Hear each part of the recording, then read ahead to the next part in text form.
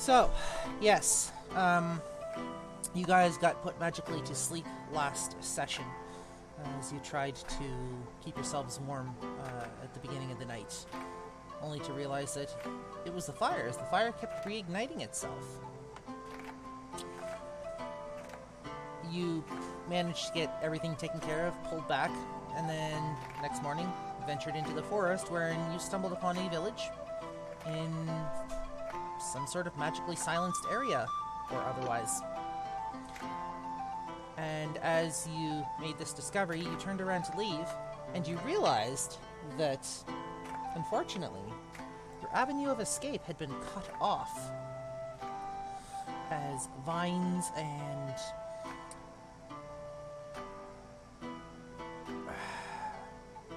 branches started to close in around the path that you guys had come into the village through. And you guys are left standing there, not sure what to do, as this area, which has been silenced, just is. Nobody's moving, there's no animals, there's no birds. One second, that's not the audio I want. Go grab my, let me see here. Try this one.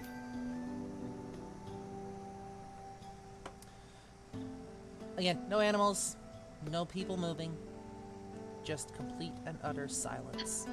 And we open up the floor to our party at the moment to figure out what you want to do, as your cleric discovers she doesn't have access to her magical abilities, and whoever's standing in front of the path out has realized is cut off. I believe Haig was the one standing in front of the path. Cool. I'm pulling out my Morning Star. Just gonna hold on to it, because at least it's a weapon. So Haig will be pulling out her rifle. Her rifle? Okay. Yeah. Elardis? Vincent? I've got my bow out, and I'm gonna tap Peter on the shoulder, and he's gonna kind of sniff around the area. Nope. Roll me a... Oh, Jay has redeemed a posture check. Roll me a perception check for Kiva then. Or, investigation. Roll me an investigation for Kiva.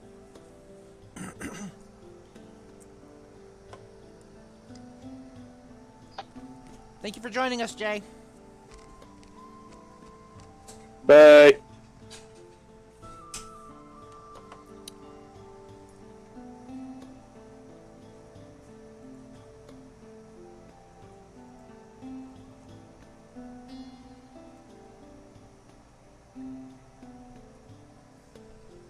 Hey, Peter doesn't actually have the. In that case, it would be a perception, or it would be, I believe, a wisdom roll. Because I believe your investigation is based off of wisdom, but don't quote me on that. It's on intelligence. Okay. So, either a perception or an intelligence check. From everyone, or just... Just from Kiva, because Kiva's the one currently investigating. You're good. You're good, just never do it again.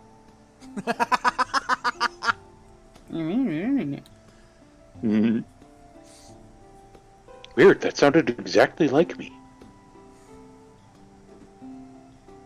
God damn it. Waiting.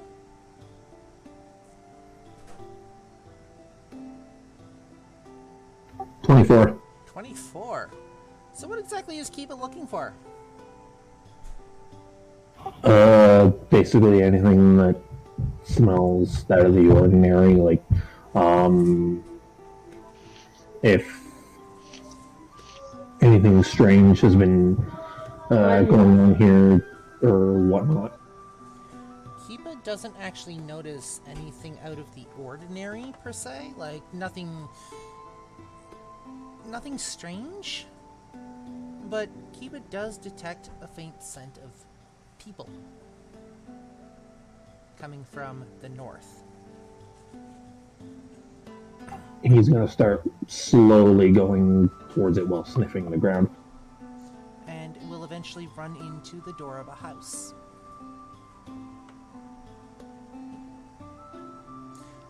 Roll me a perception check for Kiba. Actually, everybody can roll me a perception check at this point.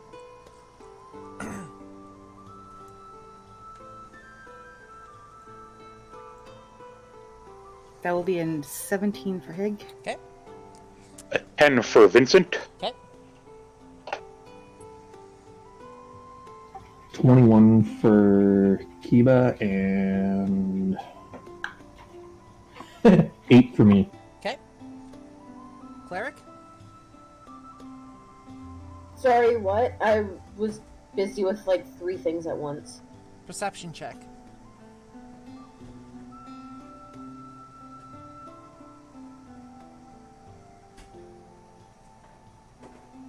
I forgot to launch the game. Give me a second. You just need D&D Beyond open. It doesn't show me my rolls in D&D Beyond for some reason. It should. If you It don't, doesn't you for know me what? either. Yeah, It was just severely laggy. 11. 11. Okay. I was gonna say if you have D&D Beyond open and you don't have the virtual tabletop open, it should just pop up and say like something along the line of "No virtual tabletop could have been found," and then it'll pop open a dialog box that actually has your roll result in it. No, it was just lagging. Alright. Yeah, I opened nethoterad, but never actually launched the game. Gotcha. So you got an 11, Kiba got a 21, Elardis got an 8, Hig got a 17, and Vincent got a 10. Which is lower than my passive perception, which is 14. Hig and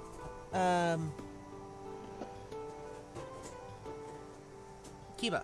Sorry. Us. Names. Yes, right. Hig and Kiba. Very faintly.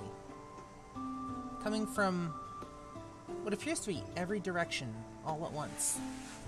You hear a high-pitched laugh. Not cold, like the one that was haunting your dreams, if you can remember those. 1 second. Not the cold high-pitched laugh, but you can almost hear kind of a tittering. Seems to come from every direction all at once, but it's hollow.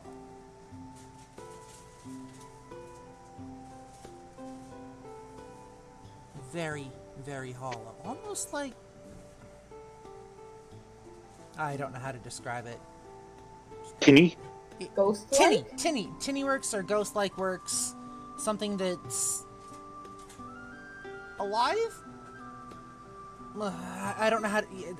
the English Creepy. language sucks. I'm sorry. Creepy. Thank you. That we'll have to go with creepy. Mhm. Something creepy, but something also having some fun. Or something that is highly amused.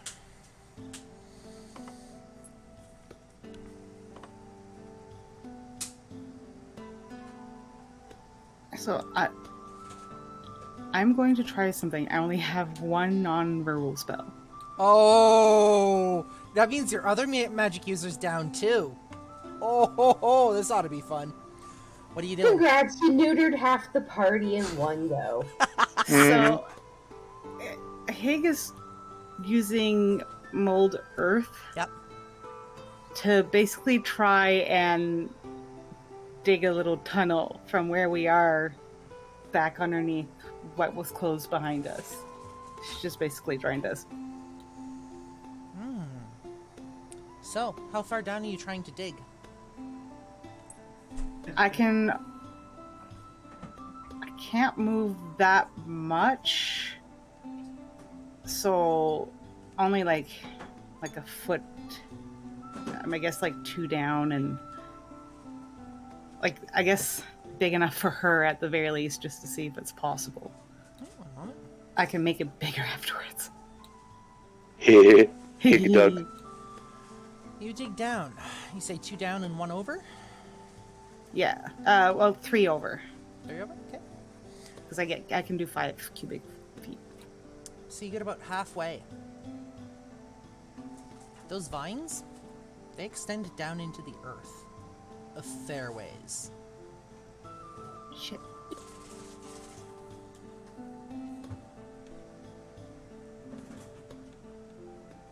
Well, okay then.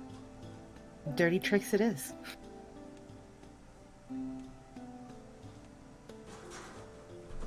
Okay. Anyone else? You guys are gonna have to pull yourselves together. Like, you're gonna have to start figuring out how to organize yourself and stuff. You've been thrown literally something that could kill you if things go south. So, Hig is going to basically pull everybody's attention since none of us can speak. You can speak, but you don't get any sound. You can feel your vocal cords vibrating like they normally do, but when it comes to the sound coming out of your mouth, you can't hear anything. But you can feel everything else working properly. It's like the moment it comes out of your mouth, the sound's gone. Alright. Basically, Hig's going to draw a little drawing in the ground of on the ground of what she tried to do, and basically like make squiggly lines for vines and a little "we're fucked" underneath.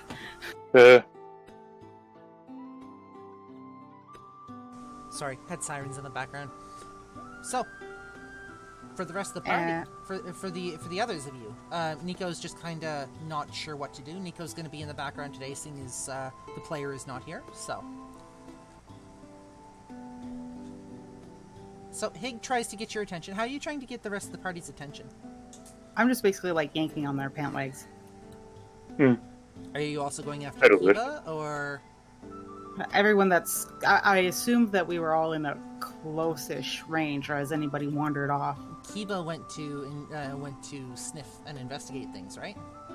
Kiba's currently standing at what appears to be the door of a house. Yeah, he's kind of scratching at it. Probably about 30, 40 feet away from you guys.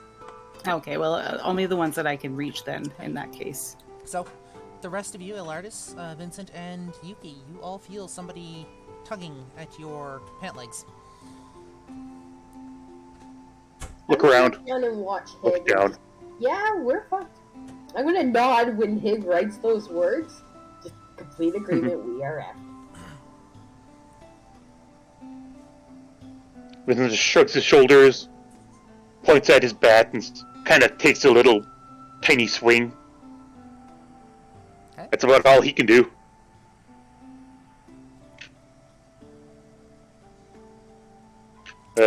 Am I? No. Roll me a perception check again. Everybody? Yep. That'll be a 23 for Hig. That'll be a 5 for Vincent. 6. 7 for Elardis. Give me a quick sec to roll for Kiba.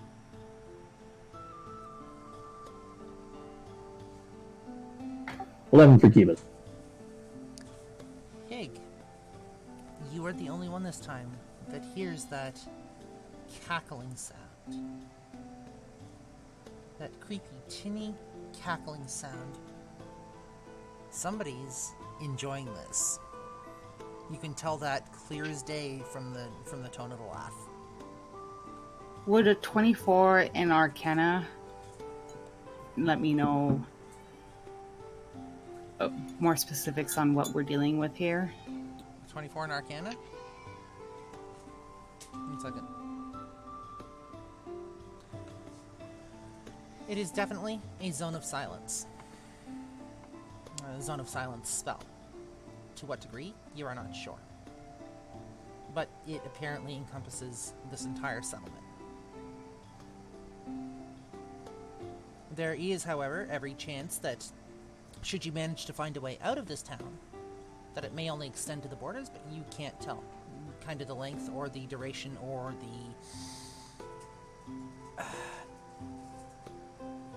area of the spell.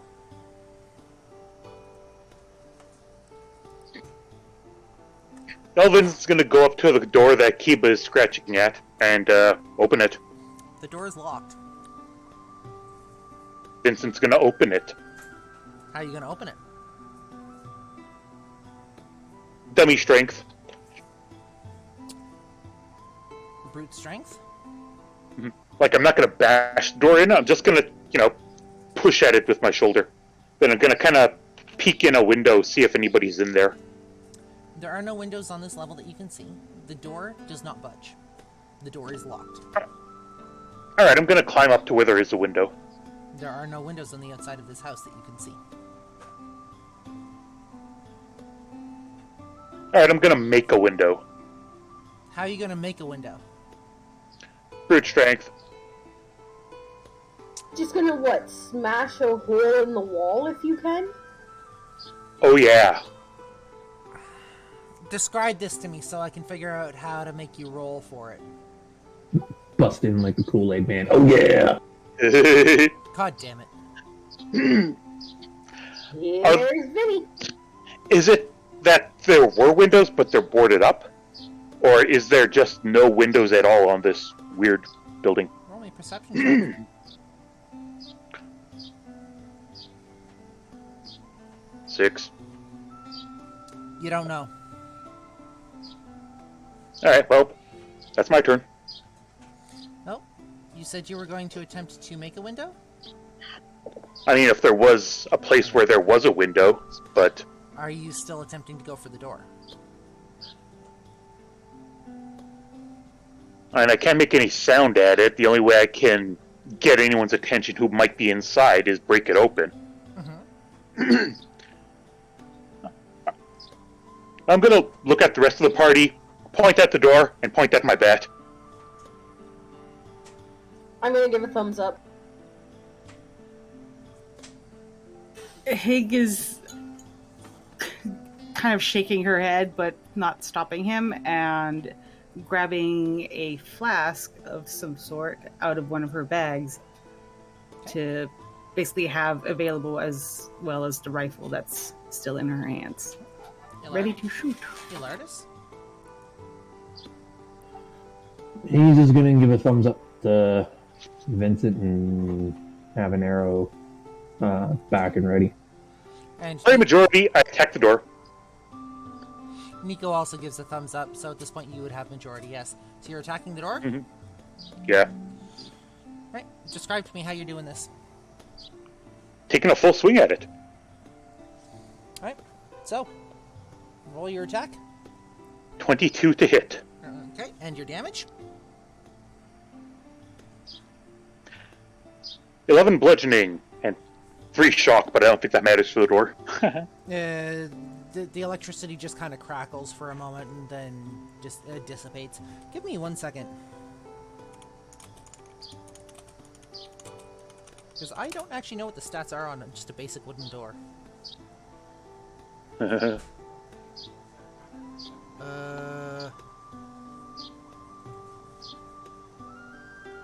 moment.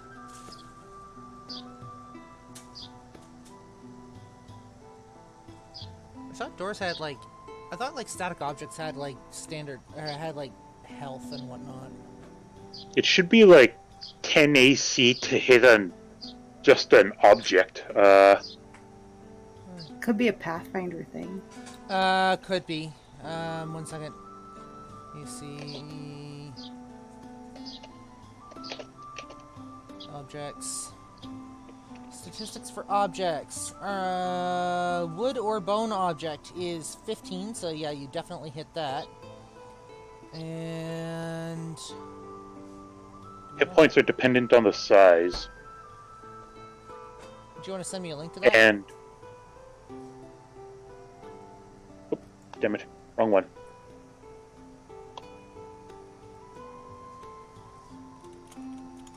In Discord.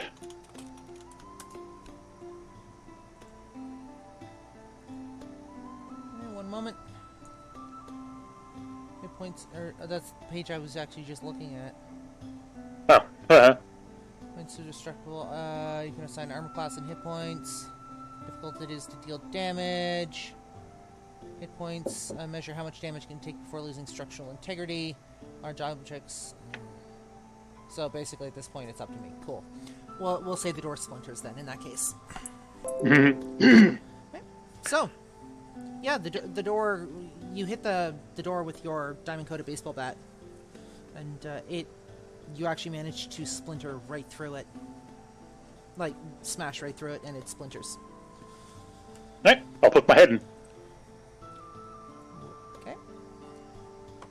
So there's a candle burning. This is like the interior of a very basic wooden house. You've got a bed, a table, a bit of a fireplace, candle burning at one end. On the inside of this building, however, you do see one window in each wall on the bottom floor.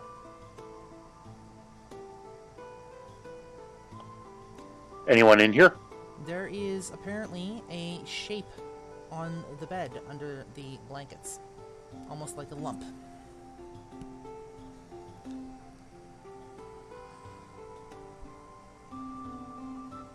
Kiba's And just there's push and there's a past candle my- burning? Sorry, hang on. Elardis, you were saying?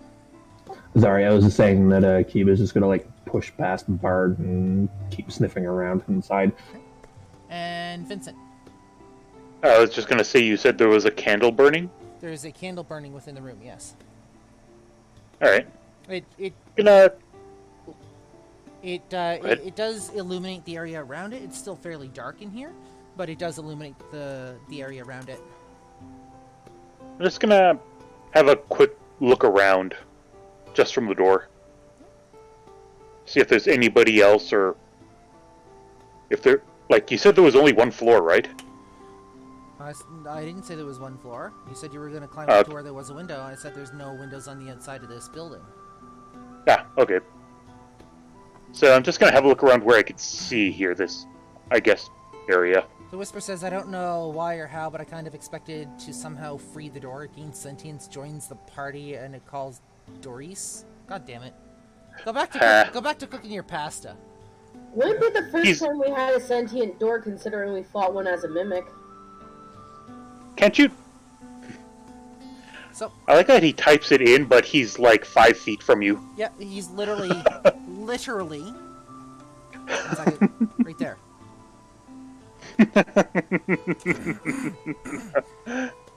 Critter, you look like you're out of coffee. You should go grab some more coffee.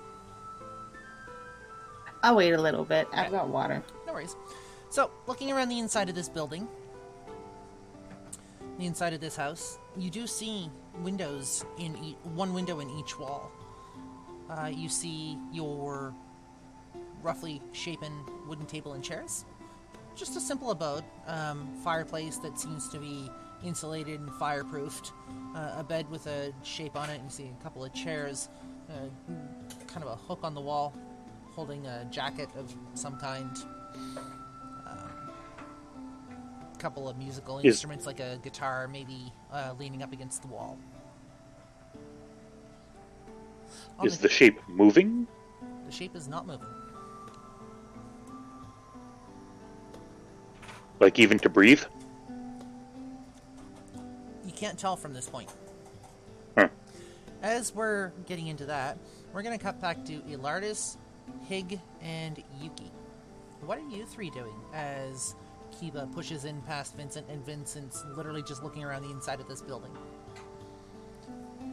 I'm wondering where the heck Kiba went. I'm Because I've been doing actually... low perception. Hig's going to be keeping an eye out, like, behind everybody, like, making sure nothing sneaks up behind them, basically. She's very alert to this creepy voice thing, so she's just sort of continuously scanning the background.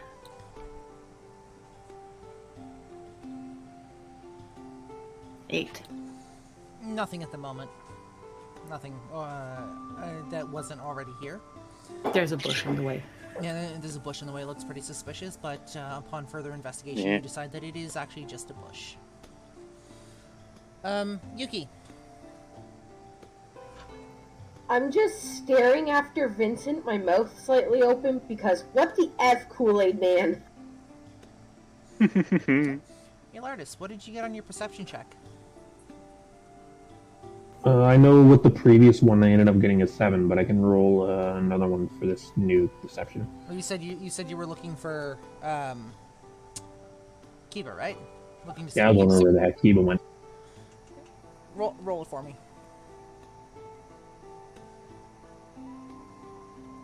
That's a nat 20. Sweet. You know exactly where Kiba is. You saw Kiba walk in, push past past Vincent, and just walk into this house. I'm gonna go over to where Vincent is and kind of poke my head in. I have dark vision, so in case it's dark, but I'm not gonna know that until I get there. You see the same thing Vincent does. You know, your table, your chairs, your fireplace, a candle shedding a bit of light around the room. Not much, like lighting up the immediate area, but it's still fairly dark.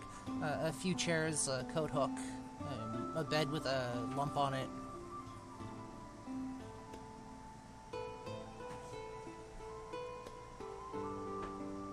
I'm gonna scooch in and go investigate the bed. Vincent, are you going with? Vincent is going to just pull out his phone, type out a message in big text on it that says, "We're friendly, sorry about the door," and gonna go with Elardis. With the message held up. So, you move towards the bed and the shape on the bed, and I want you guys to describe exactly what you were doing to me. I'm gonna slowly go over and probably try not to creak the floorboards, but they're probably creaking under my weight. And They're not. I'm gonna have have two of my fingers wrapped around the arrow and the main part of the bow, and then with my free hand, I'm gonna grab the blanket, and then with a quick yank, I'm gonna pull it off.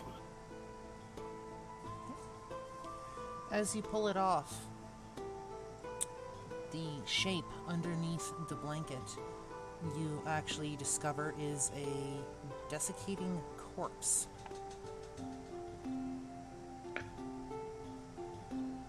I'm gonna jump back and and put my hand back on the back of the arrow. It doesn't move. And Sorry, Vincent. Vincent's just gonna sigh and kind of throw his hands up, kind of like, "Oh, God damn it!" And then he's gonna make for the stairs to check the second floor. Up on the second floor, it's literally just an open room. Looks like some sort of storage, maybe. There's a couple of crates, a couple of barrels, but nothing other than that. Nobody in here. No. All right. Roll me an investigation check. Investigation, huh? Mhm. With my 0 intelligence, I got a 12. You don't happen to notice, with the 12, anybody up on this floor. Right. Come back down and just kind of shrug at Elardis. Walk back out. You walk out of the house, Elardis. Oh, I'm also on my phone, I'm gonna type out nobody's alive in there on the phone and just kind of hold it up to the party. So, Elardis, you're now looking at this desiccated corpse, and as you pull out your weapon and you're looking at it, it doesn't move.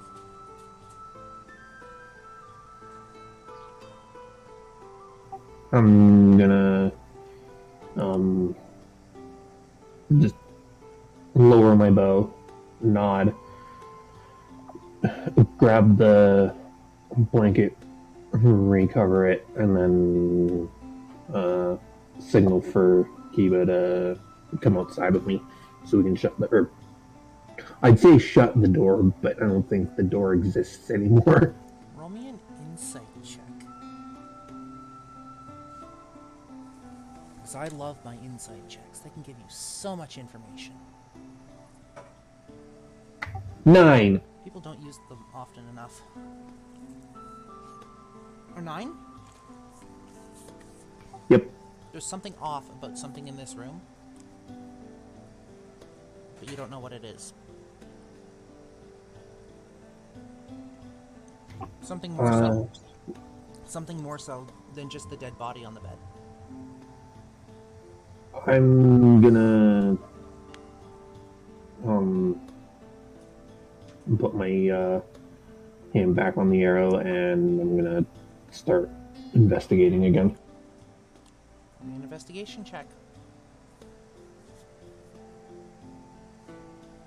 Has Hig noticed the what's going on inside the cabin or whatever? You said you were keeping an eye out behind the party, right? Yeah. Roll me a perception check, Hig. Actually, what is your passive perception? 14. You'd know that they're still inside. You wouldn't know what they're doing inside, but you do eventually see Vincent come wandering out. I rolled an 18. You're looking around the inside of this building. Looking at the table, again, over the corpse in the bed, over the coat hook and the jacket, the chairs in the fireplace. And then you take a look at the candle on the fireplace. The candle is lit, and the flame is wavering like a candle flame should. But there's no dripping wax. This candle looks fresh. Almost.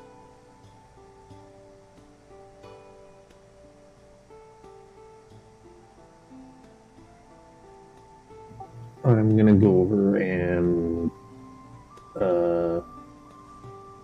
blow the candle out. You blow the candle out. What are you doing now? After that, I'm going to take a look upstairs and see if anything was missed, and then if I don't manage to find anything out of the ordinary, then I'm gonna head out. You move upstairs, roll me an investigation check. When Hig noticed Vincent coming out, she's gonna peek her head in. Mm-hmm. Rolled a 14 for perception. Does she notice the dusty dude? On the bed? You notice the lump on the bed, yes. She's gonna go just check it out of curiosity. It is a desiccating corpse. Is it recognizable like Beecher was? Not really. Does anything in the house look familiar that would give her a hint as to who this was, since she's familiar with some of the people that have gone missing? No, not here. Okay. As Hig moves in and Elardis moves upstairs, Elardis, what did you roll on your investigation? Rolled a 9. Rolled a 9. There's nothing really upstairs, and as you come downstairs and down past the lit candle and out through the door, on your way out, you kind of pass by Hig and just kind of give a little wave. Wait, I take it I wasn't able to blow the candle out? Oh, you blew the candle out. You know you blew it out. The flame went out. So is it all dark in here now? No, candle's still lit.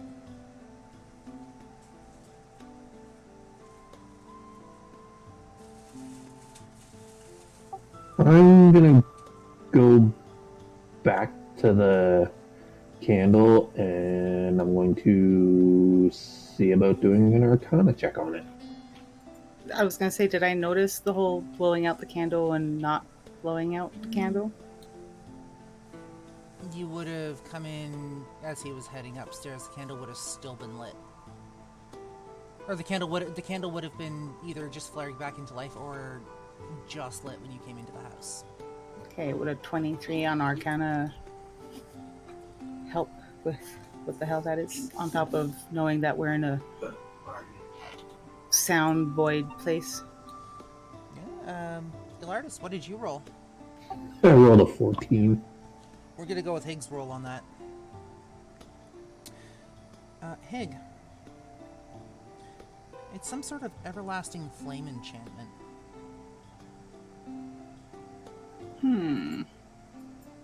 It's not one that is easily cast. I'm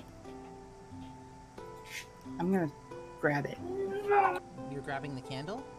Yeah, is it like in a holder or is it like Oh, just? it's in a holder. It's sitting up on the, like I said, on the mantle place, on the mantle above the fireplace. Oh, I might not be tall enough to reach it. Would I see Hig just like bouncing up and down trying to get the candle? Sure. Okay, I'm gonna grab it and pass it down to her. Elardis. Buddy. How you doing? Oh no, wait, maybe you shouldn't touch it. Fuck.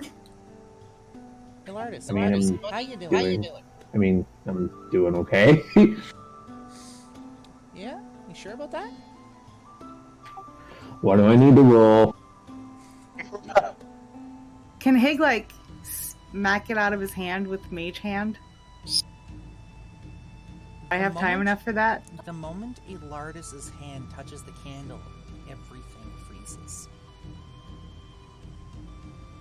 Everything what? Freezes. Like, time kind of stands still freeze, or it got really cold? You guys still have consciousness, but everything else freezes. You cannot move. So we're like mannequins. Ish. Elardis. The moment your hand touches the candle, the house fades from around you, and suddenly you're thrown into what appears to be a bustling village.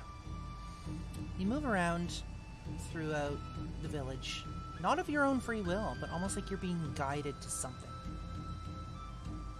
You're walking through. Why is it always Elardis that does this shit? Fuck. Yeah. Oh, Northern Whisper has redeemed skilled knowledge. Who are you hoping to apply that to? Whisper?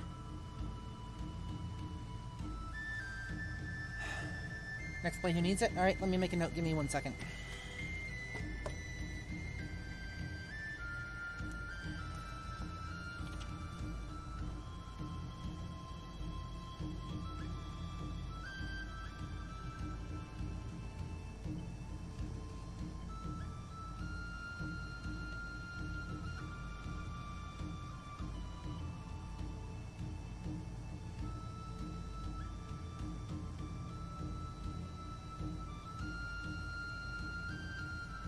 Second.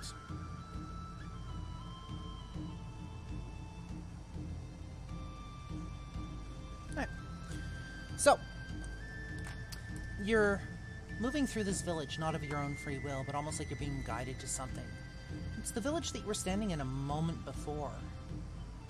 But there's people moving all around, and they don't really seem to notice you, or if they do, they don't pay any attention to you. Until you get to a house at the far end of the village.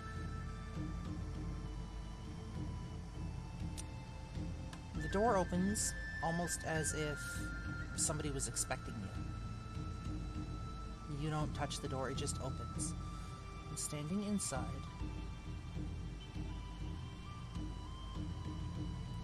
is a very familiar face. Somebody that you have traveled with for months on end. Somebody that you know as family. Labelia stands in the middle of the wood hut, and she smiles at you and she stares for a moment. I'm sorry, what? And she says nothing as you walk in and you stand in front of her.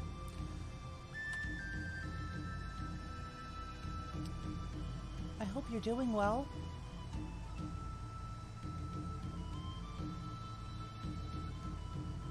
That's at this point you can feel your head start to loosen its grip, a little bit, like whatever's got its hold on you. It loosens its grip on your head, and you can look around, you can move, you can talk, you can speak.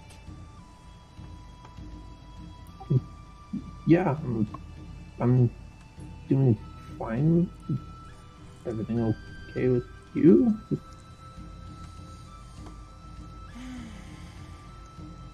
I've been better, I suppose. Things haven't exactly gone as planned, have they? We're all there, right? Just Elardis.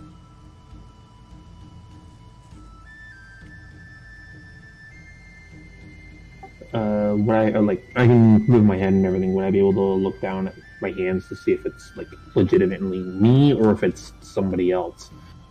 Oh, it's your hand.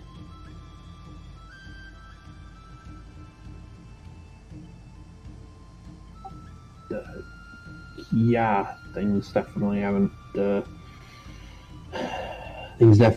going well. We don't have long here. Unfortunately, this spell was set up as a bit of a protection for the town, almost, in order to deliver a message. And I just happened to be the one that it drew from your mind. That would be what you call facsimile, a spirit? Something like that.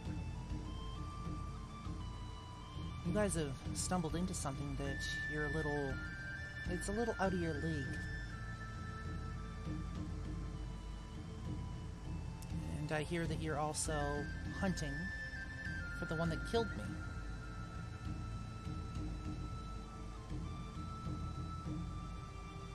Then we're not going to stop until she's dead. You do that. In the meantime, while you're looking, there is another task which you will need to accomplish first, and it is not going to be easy. You are going to need to find me and kill me.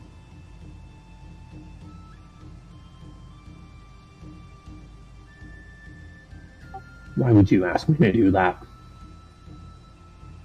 Because I'm currently keeping you trapped in here, that's why.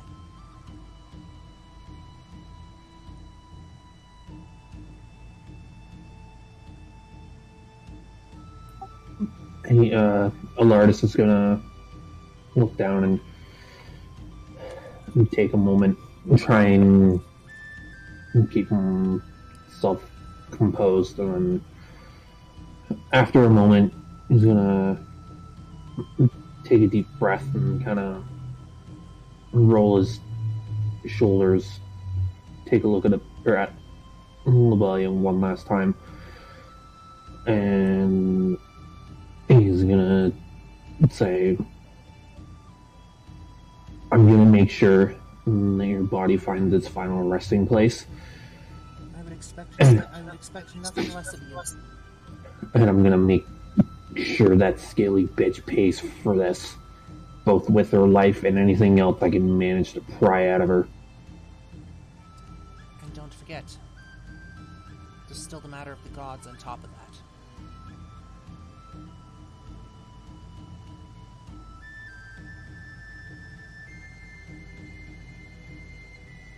Before anything ends up fading back to wherever I'm currently standing, where my actual body is currently standing. Don't take yourself out of the scene. I'll let you know when. Okay. I'm gonna kind of gently put his hand onto Labellia's head and be like, I'm sorry, I wasn't strong enough. Don't be sorry. Things happen. You know this as well as I do. Gabby is okay? Gabby's perfectly fine. She's not overly as fond of Vincent, but he's trying.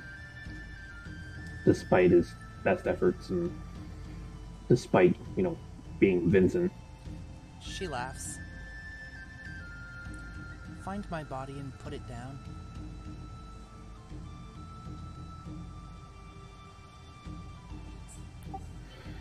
He said it's going to be hard, but I'm I don't think you currently know. the anchor for the zone of silence that you're finding yourself in. Which means you're going to have to do it without magic. It's not the first time I've done something without magic, and I've got a feeling it won't be the last. I wish you well on your journey. I'm sorry I couldn't make it to the end with you. And almost like that, you are snapped back into the dark, desolate room with the corpse on the bed, with Higgs standing beside you, just like nothing had ever happened, and everything picks back up. For those of you that were not there with Elardis, it's only a split moment that you're frozen. Everything freezes for a moment, and then it's like nothing ever happened. What's it? That's it. Does Hig know that there was a freeze? You just for a split moment, you wouldn't have been able to move. You would have all felt it. Yeah, Vincent just says, "What the shit? Yeah. Who did something?" Elardis is gonna move his Oh hand wait, he's away. quiet. He can't see. Elardis is gonna move his hand away from the candle, and he's gonna wipe just under his eye and look at the tear that was there. He's gonna look over at Kiba, nod, and then bolt for the door and start heading to where the vision took him. As you pull your hand away from the candle, the flame extinguishes itself. And the entire room goes dark. You walk out of the house. Are you trying to get anybody's attention, or are you just gonna go? No, I didn't even walk out of the house. I nodded at Kiba to give him the signal to follow me, and then I took off running towards where that vision had taken me prior. So, Hig, you literally see Elardis grab this candle. A moment later, you can't move for just a split second. And then you see Elardis pull his hand away, the candle goes out. And he nods at Kiba and takes off out of the house. The rest of you see Elardis burst out of this house and running full tilt towards what appears to be the other end of town. Hig is going to sigh inaudibly, obviously, and just... It's always this guy. She's going to take off after him. You take off after him. And a moment later, Hig comes bursting out the door. Vincent and Yuki. I'm gonna chase after them because what the F? Vincent? Yeah, I'm gonna go too. It's always Elardis that gets himself into shit like this. Always. It's not always me, it's also Vincent too. Last time, a spirit of the earth a spirit of nature appeared to you. It was you. Yeah. Okay, yeah, that's fair. I'm titling this episode, Why Is It Always Elardis? Seconded. It takes you a couple of minutes to boot it across town, Elardis, with your team, with your party following behind you. But you do eventually manage to reach this house. It's just a single-story structure, and it stands there in front of you just like it did, except this time the door doesn't open.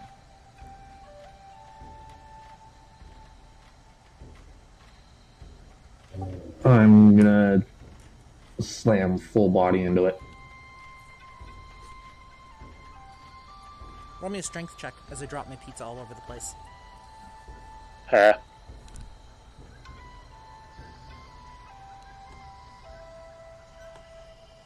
10. This door does not budge. I'm gonna flash with my motorcycle pointed at the door. I'm gonna flash the high beams on for a second to let people know I'm there. Once they all see me, I'm gonna flick the switch to deploy the battering ram that I had attached to my motorcycle. Yep. So, Elardis, a light Click, click. lights up this entire area. Very bright light. Unlike anything that could be produced in this day and age. There's only one thing that can produce a light this bright. And a moment later, Vincent's motorcycle has a battering ram on the end of it. This is shaped like a big old wedge. Yep. With spikes. Yep. So, Flicks down the visor of his helmet. yep. And just grins. Okay. Well, I'm gonna step the heck out of the way because I Yeah. know what's happening next. Hig just gets out of the way out of. Vincent, Naturally. I'll knock on the door. you'll knock on the door? Yes, with a battering ram. Okay. The fuck would I get you to roll for that? Charge? Bull rush? Make it a bull rush. I guess. If you've got it. Uh, Let me go take a look at your character sheet here. Give me 1 second.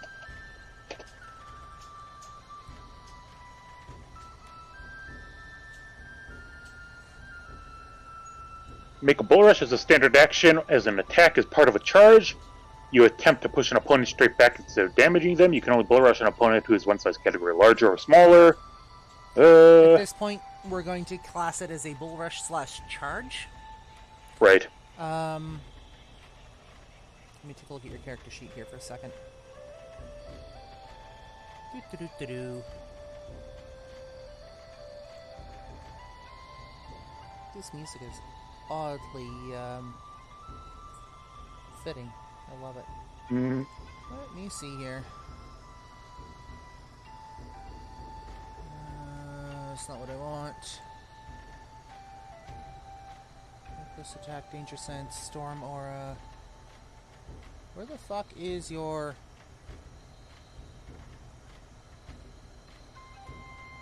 It's not going to get the deck saving throw because it's a door. Where are you looking at for instructions for the bull rush? Oh shit! I just realized that I was looking at 3.5. Ah, Uh, give me a second.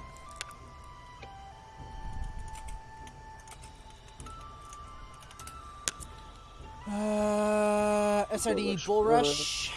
Here we go. Make a standard bull rush as a standard action, part of a charge. When you make a... Oh, yeah, that's... Okay, that is 3.5. You know what? Fuck it.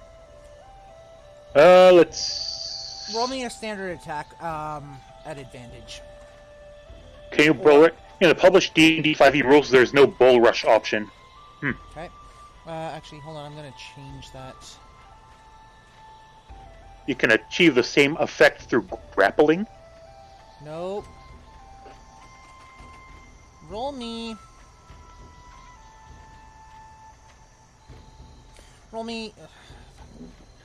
Alright, so just... Roll me an unarmed strike at Vincent- advantage. Alright, We'll use that for just so now. you know, Vincent's motorcycle is like 500 pounds. It can go at 70 feet standard. I'll take that into Alright, account. so... Are you riding it as you Strength do was this? it? Or are you Yes. ripping the motorcycle up and letting it go? I'm with it. I'm riding it as I do this. Okay, roll it up. So strength check with advantage. You're going to do an unarmed strike at advantage, which means you're going to roll 2 Oh, d20s. unarmed strike. You're going to roll 2 Sorry. d20s. Add your bonus to each. Or, sorry, roll 2 d20s and just like you would. Or, sorry. Roll 2 unarmed strikes and take the higher number. Yeah.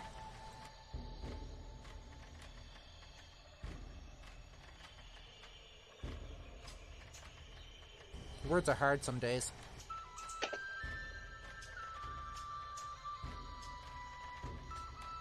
So 19, that is 23 with my strength.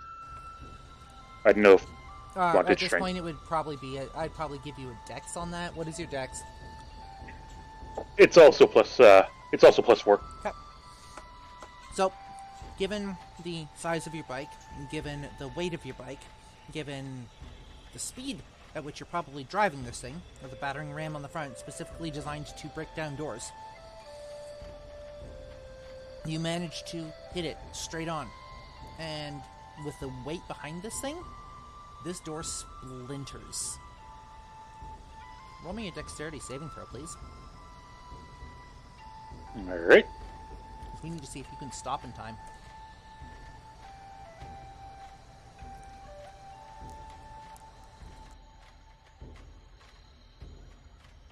If it's on my bike, do I get advantage? You would get advantage, yes, because you know your bike inside and out. You are a motorcycle barbarian. 20. The moment the bike crashes through the door, you hit the brakes, and you come mere inches from throwing a table over.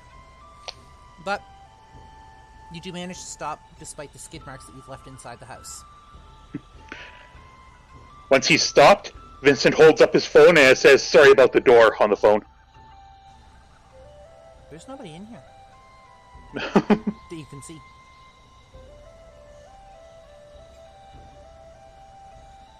And Vincent starts... Like, the party could see him gesticulating, but he's actually voicing his frustration at nobody seeing that cool entrance.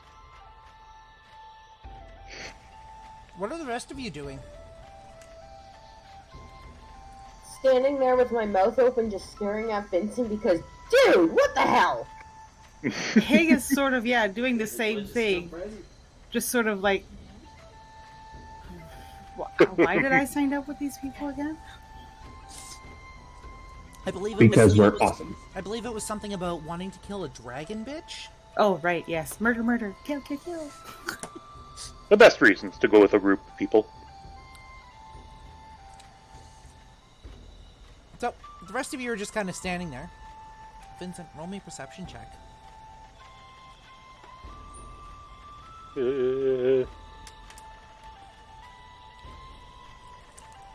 13.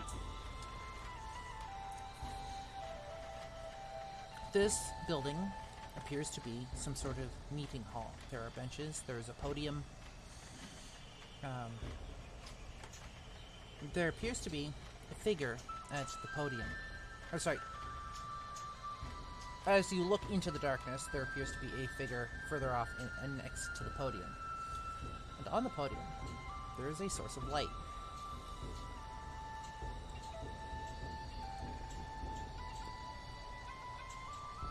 Vincent will wave. The candle just flickers. Oh, I thought you said there's a figure, not a candle. Yeah, there's a figure near the podium. Oh. And a source of light.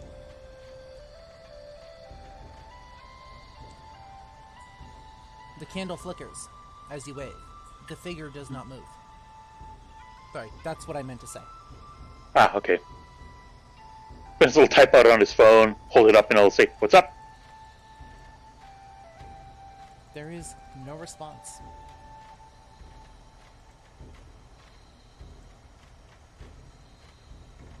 Go back to his phone, hold it up. "Sorry about the door." There is no response.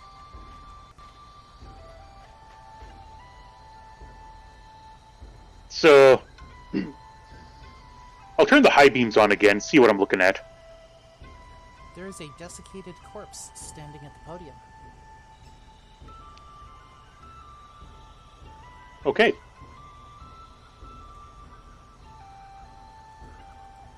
Is it anything weird and noticeable about it? A desiccated corpse like this should not be able to stand.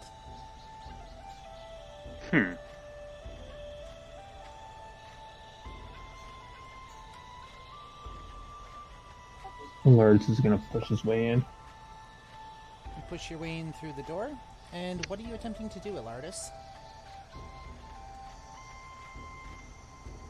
I'm going to see if I can spot anything, because obviously I was outside, so I don't know what's in the house yet or not. Roll me a perception check, please.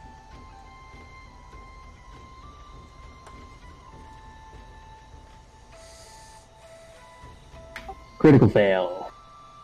You don't notice much of anything.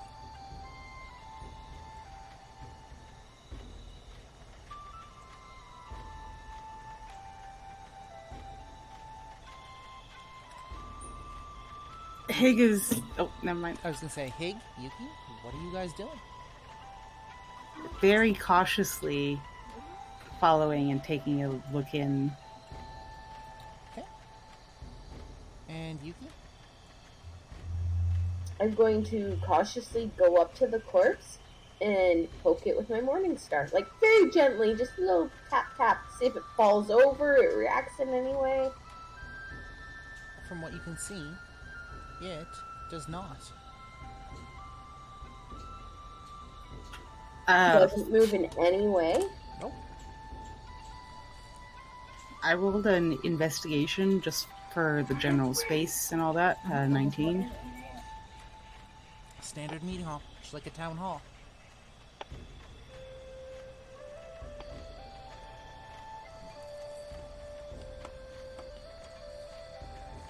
So, Vince is going to type out on his phone, now what, and kind of hold it up to the rest of the group.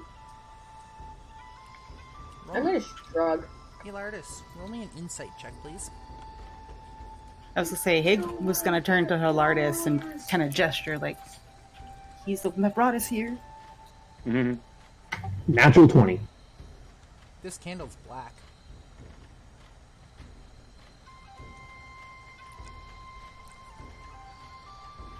And as you watch, the flame turns bright pink.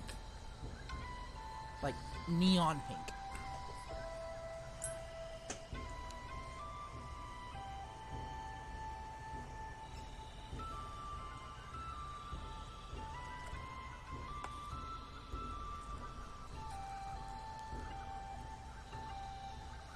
Does a 16 on Arcana tell me what that means?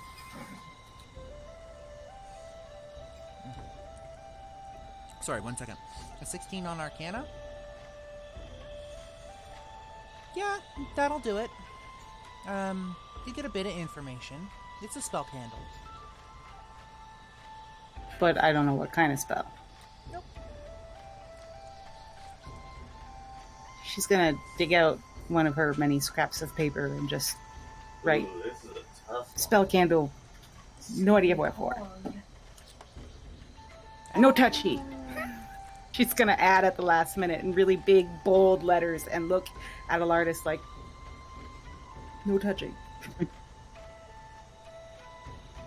It's funny because Elardis still hasn't told you guys what he saw. Meanwhile, Yuki's the one sitting there about poking.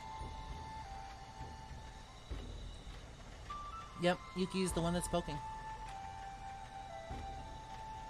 Do I see her poking it? You see me, like, reaching out with the mace, almost touching it, but I stop at the last second because of the note.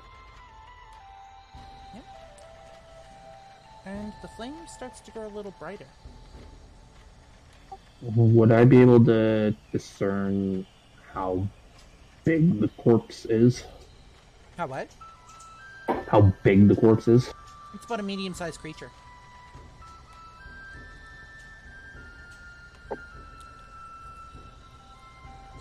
It does, however, look much more desiccated than the corpse that you'd found. Than the corpse that you'd found back in the other building.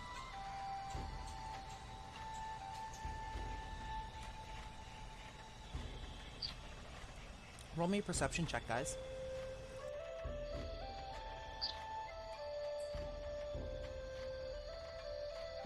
That'll be a 10 for Hig.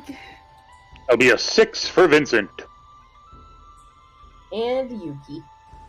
10 for Elardis, and...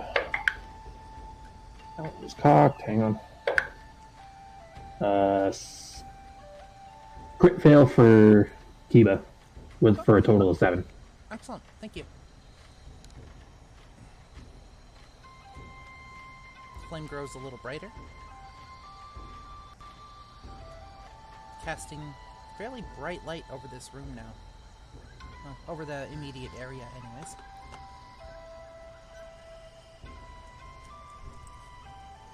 The corpse behind the podium has a look of abject terror on its face. Like it changed Well, its expression, or it always looked like that? Always looked like that. As long as you guys have What's been left of its face?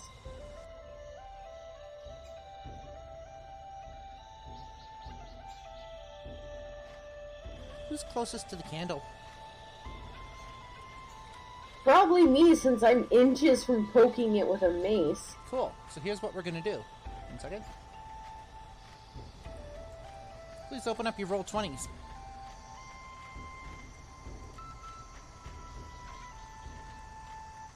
Please excuse my shoddily drawn map. No. I'm going to switch our screens for a moment. And I'm going to need to adjust our windows. So bear with me for our audience.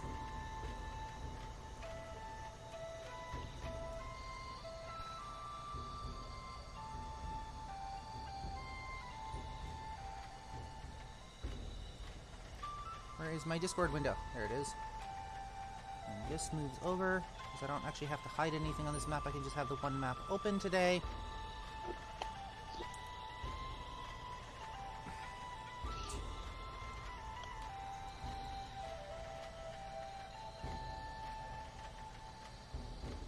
There we go. I'll zoom in so we can see. Excellent.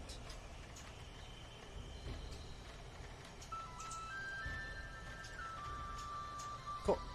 So there's our map in this room for you guys. Alright. You're going to place yourselves appropriately on the map according to your current positions. Means Yuki is closest to the candle and closest to the corpse. Can you put a dot so I know where the candle is? Be right up here. So that this square up here next to Yuki isn't the altar.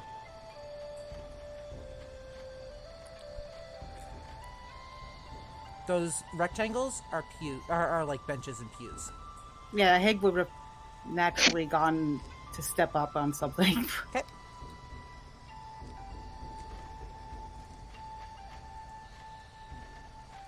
So yeah, she's essentially standing on it.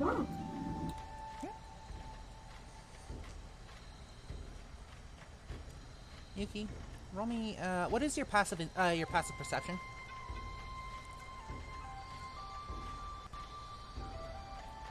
$14. As you watch, as you're looking at this corpse, its head slowly turns towards you and looks right at you.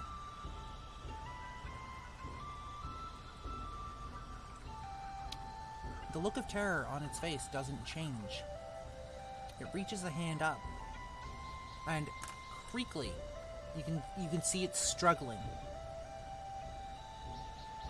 It points at the candle. I'm going to squeak without sound, and I'm going to take a couple steps back, because holy crap, corpse moving terrifying. Corpses shouldn't do that. They definitely shouldn't. You grabbed your pen tool there. I noticed. Yeah. I'm working on deleting. Mm-hmm.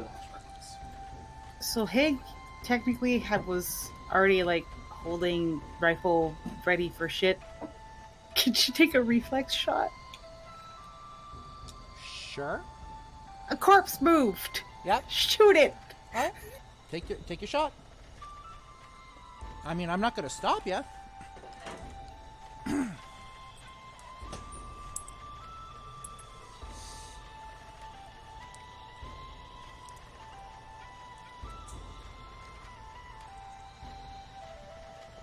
Oh, that did not go well. It's a 5. Roll So me a nothing D100, happens. please. Because you rolled a critical Oh, fail. yeah. That's right, I did. I didn't notice that right away. Don't shoot the healer. Don't shoot the healer. And it's more likely to blow up in my face. Sorry, it's being weird. You're good.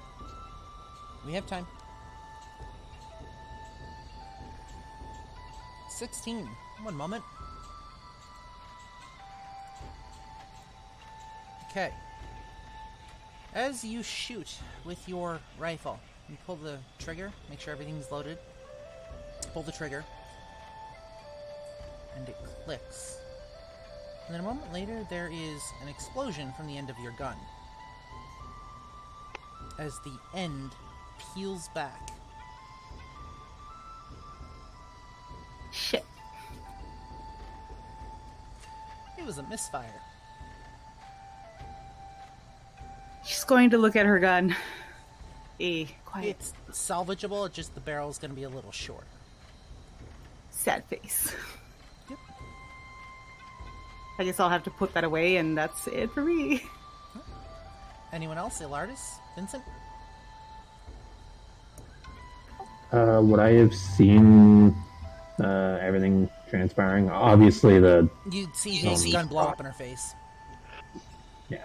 I just wasn't sure if I would have seen like anything else transpiring. What's your passive perception? 14. 14? You'd have seen, from where you are, you would have seen the corpse kind of look over at Yuki, right at her, and then point at the candle. You also... What is your passive insight?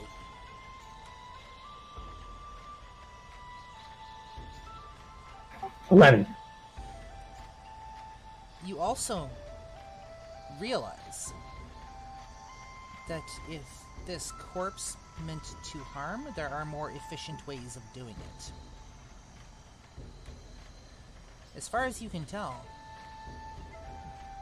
this corpse is trying to deliver a message.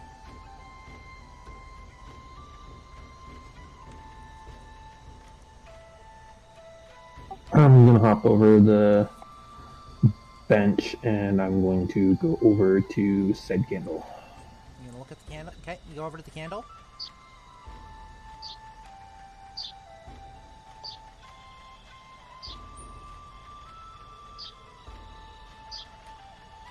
You're gonna go over to the candle. I'm going to try and grab it again. Hig, Yuki, Vincent, Kiba. Elardis walks over to this this pulpit.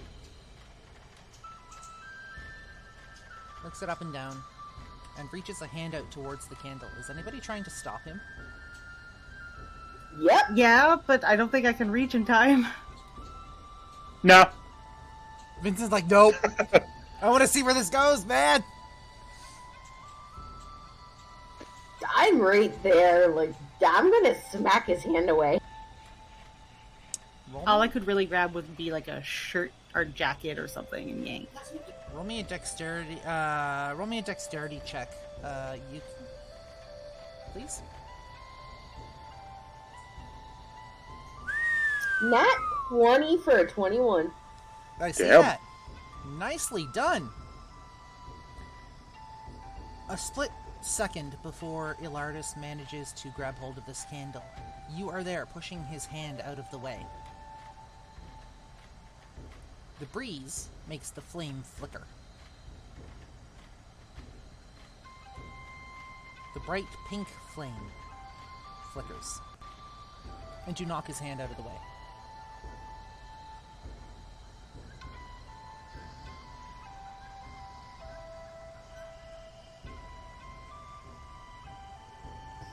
I'm gonna pull out my notepad and in all caps, no elf.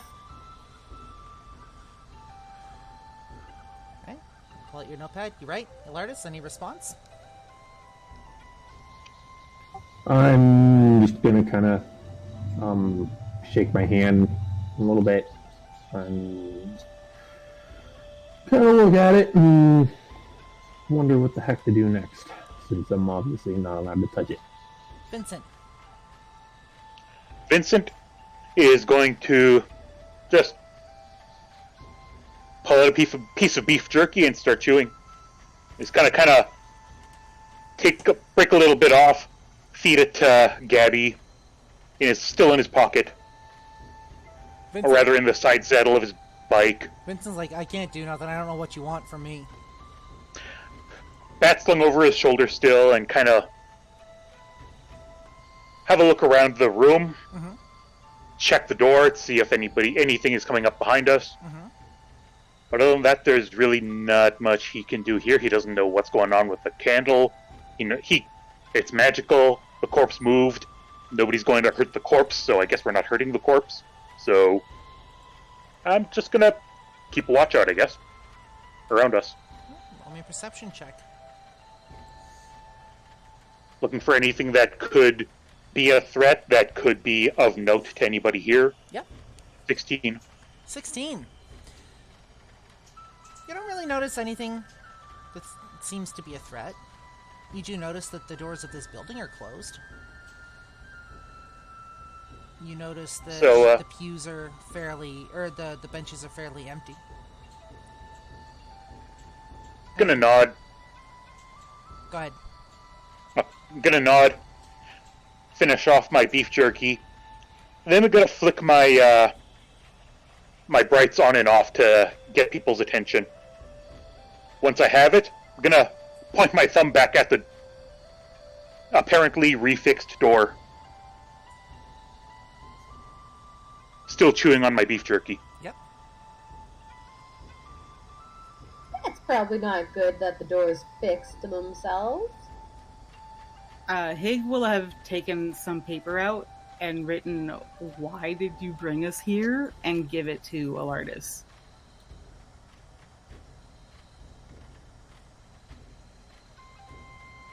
Elardis? He's gonna look down at the paper and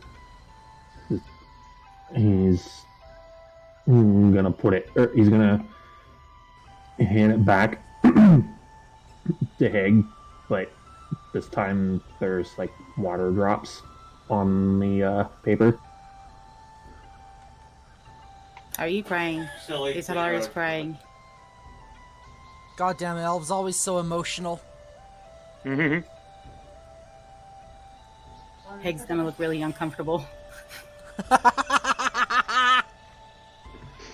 I'm gonna pass my notepad and pen to Elardis so he can write out whatever's going on. And reluctantly, Hig's gonna like grab a piece of cloth and like hand it to you, like, clean yourself up, bro. Mm-hmm. Elardis is gonna write down, we have to find Lobelia and kill her again. She's being used as an anchor for all of this.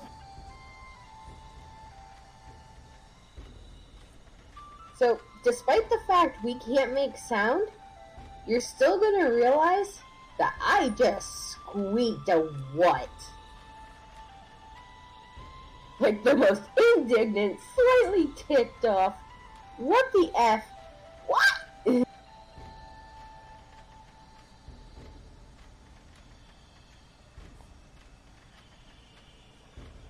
Okay.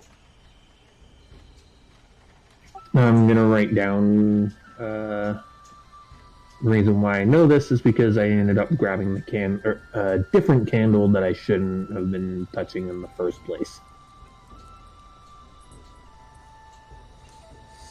Figures.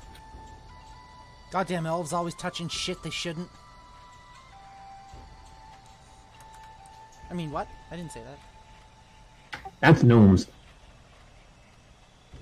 And Vincent. Normally. I mean, you're not wrong.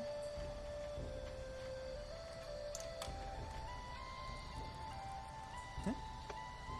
So, you get this note back.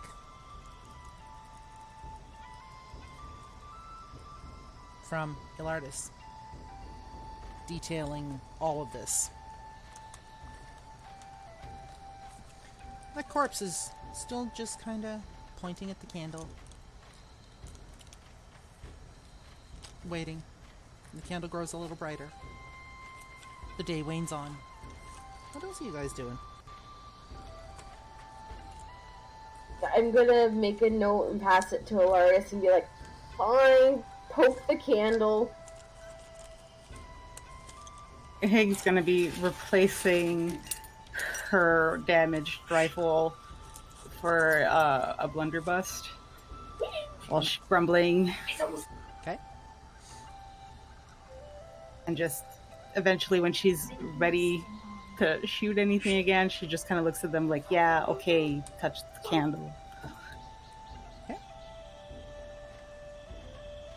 Elardis? Vincent? And she's going to move on the bench a little bit to the end of it. He's gonna move his fingers a little bit.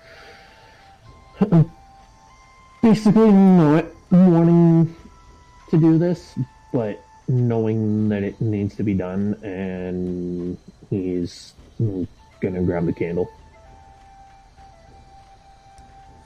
So you grab the candle, and the flame flickers a bit. Grows a little brighter. You feel a warmth travel up your arm. But nothing happens.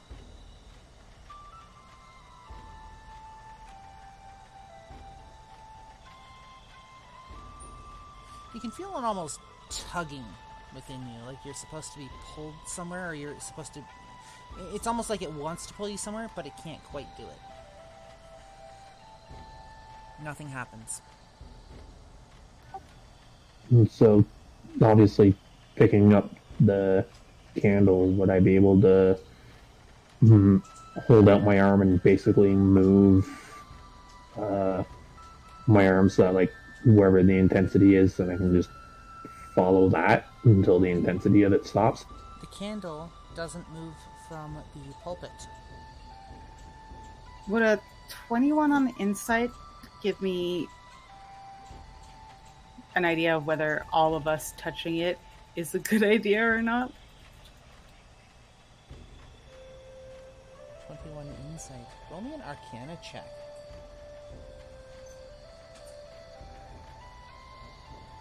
$19.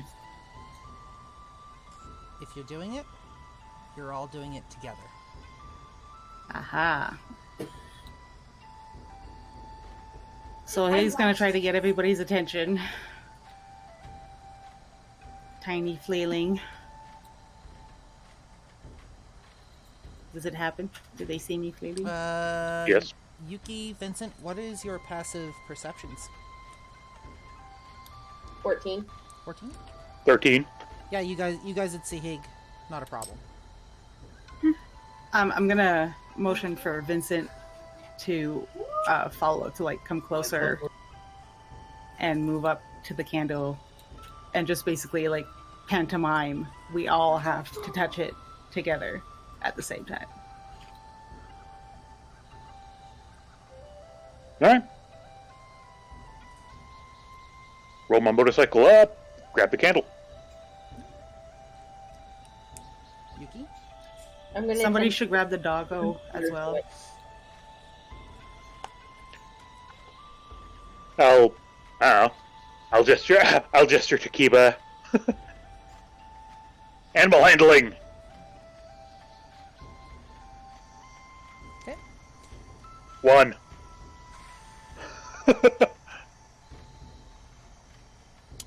Kiba's just gonna do that adorable little head tilt that huskies sometimes do. And he whines.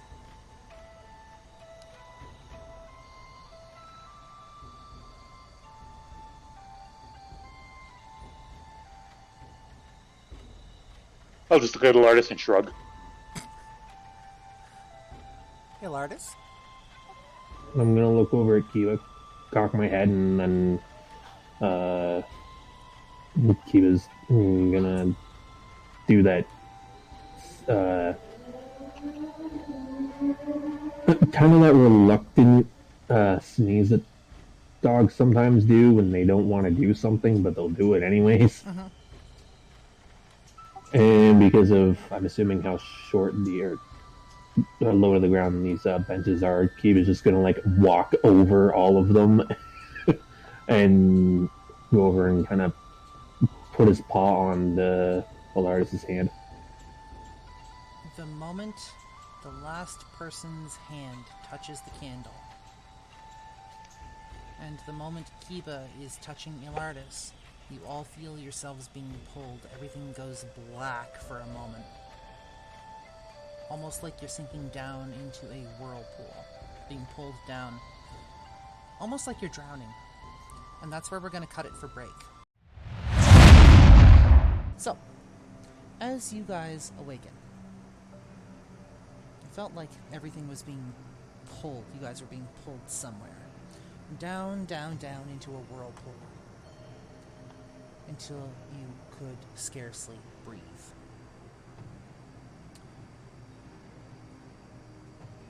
Everything blacked out. And you have no idea how long it has been. How much time has passed. But I would like everybody to roll me a Constitution saving throw, please.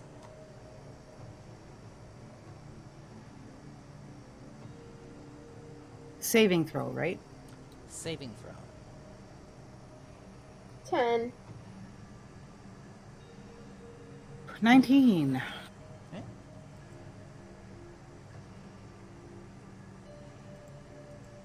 $24. Okay. That'll be an 18 for Elardis, and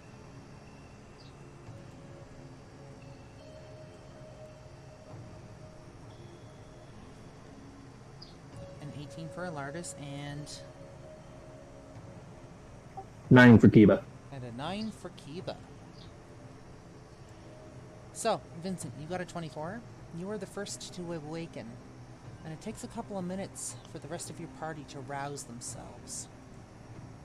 Going descending order takes probably about 15 to 20 minutes altogether.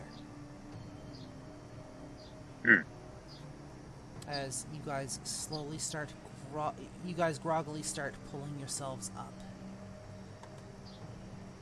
And you find yourselves, as you look around, in a long, what appears to be a long hallway or corridor. Or path underground. Dank, dark earth. The smell of dirt, rocks, clay. And looking around, you can even see tree branches, or sorry, tree roots every once in a while. Looking behind you, there are stairs that lead literally up into the ceiling. And ahead of you, well, you're not sure what lies ahead of you. You can't quite make that out.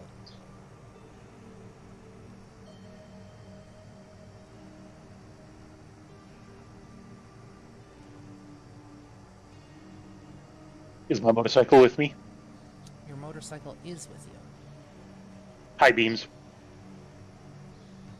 Your motorcycle high beams don't turn on.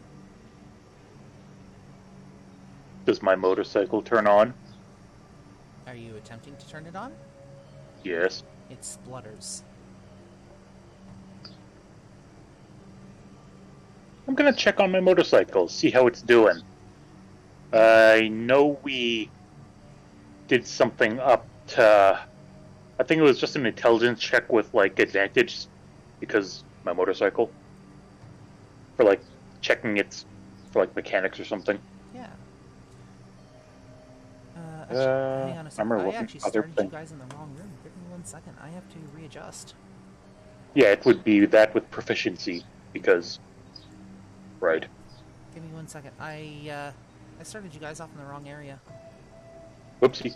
Yep. So, bear with me for 1 moment. While I move around here. Grab you guys. Bring you... Oops. You guys are not up. Did I put you guys on the map layer? I did not. Did I? Yeah, I think I did. Shit. Get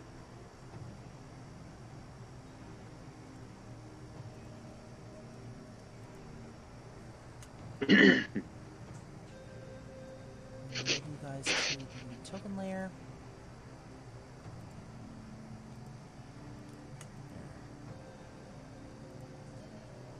Move over to the token layer.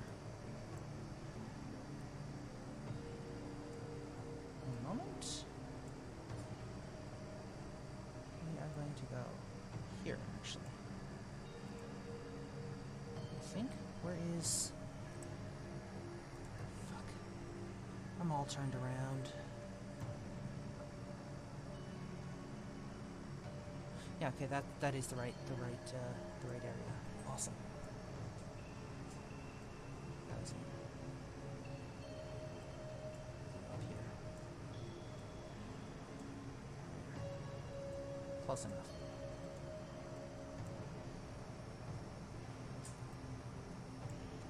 This item. Fuck off.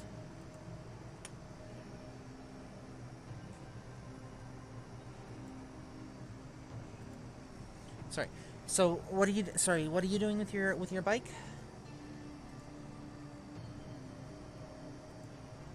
Attempting to see if there was anything physically wrong with it that I could fix. You know that magical power source you had put in? Mm-hmm. It's been drained. You guys are over on the right-hand side. Down the side. Okay, I see. Haig would have been going through all of her things as well. Yep. To make sure that if anything's missing or not working or anything like that. Yep. Roll me an investigation check. Vincent is also checking his bat. Your bat seems to be fine. 11 for Haig. As far as you are aware, Haig, everything appears to be where it is. Or as it should be.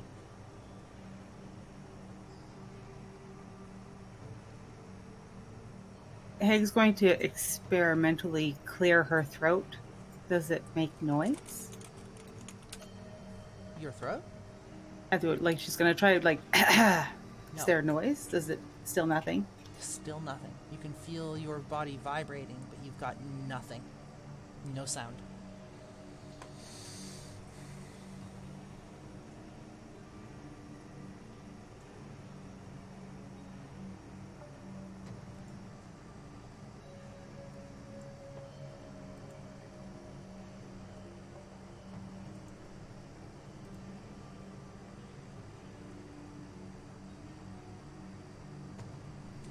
So I'm going to do something that I didn't think I would have to do so soon, but Haig is going to go around, tap everybody, and give them a vial. Okay.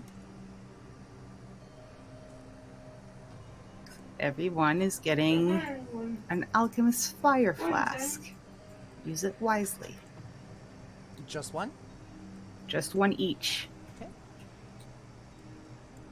Cool. So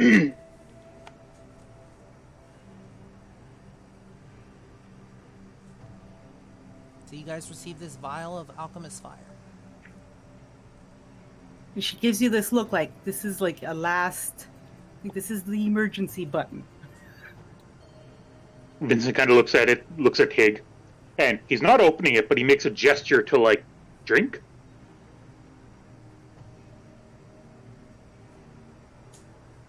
Haig goes, boo. Like with the hand gesture. Yeah, with the hand gesture. Vincent will nod and thumbs up. Then she's going to just take out a piece of paper and write fire in big letters for you. Vincent will grin. Vincent's like, I like this. I'm sure I'm making a mistake, but on the other hand, if we're going to go down, we're going to go down swinging. Gonna go down in fire! In a blaze of glory. So, Well, in fire at least.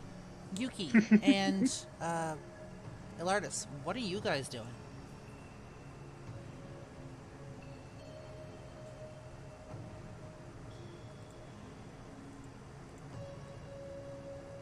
Oh geez, don't all speak up at once. I'm trying to figure it out because I was gonna try the sound voice clear thing, but Hig beat me to it.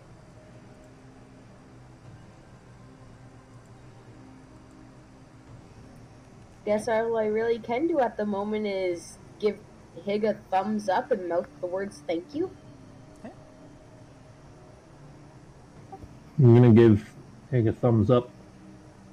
Put it into one of the into one of my pockets, and then I'm going to make my way around the corner. Okay.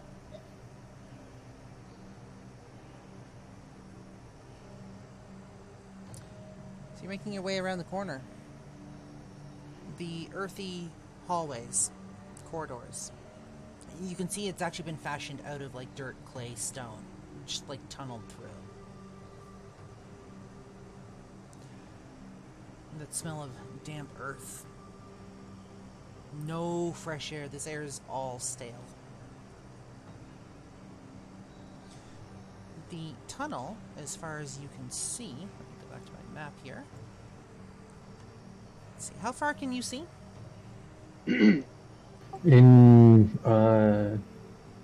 low to dim light, I think it's 60 feet. Yeah, dark vision is 60 feet.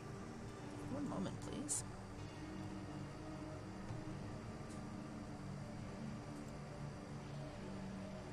So that's going to be up there. Okay, so I want here.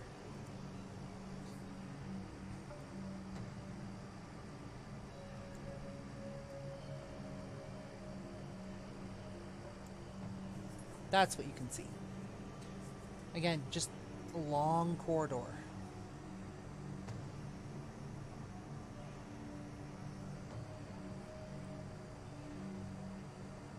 I'm gonna keep making.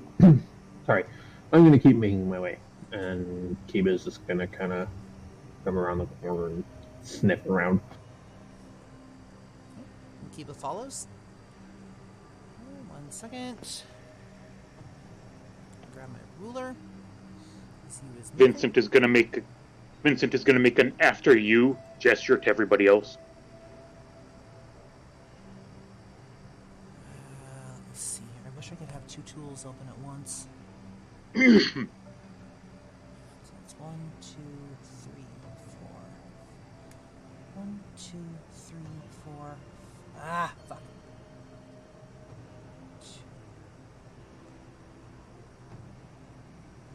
Okay, so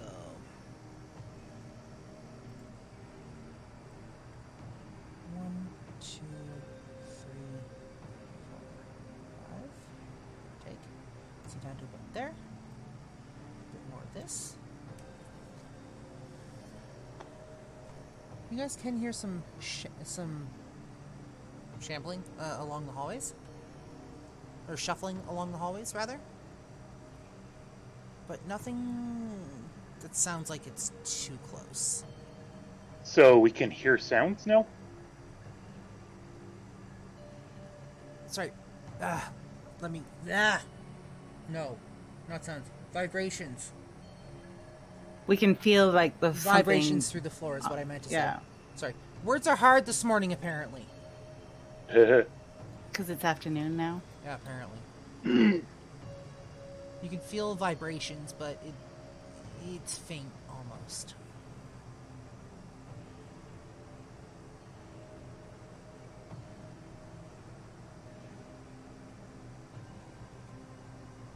It's like something thumping, banging, Dragging. that kind of vibrations. Dragging.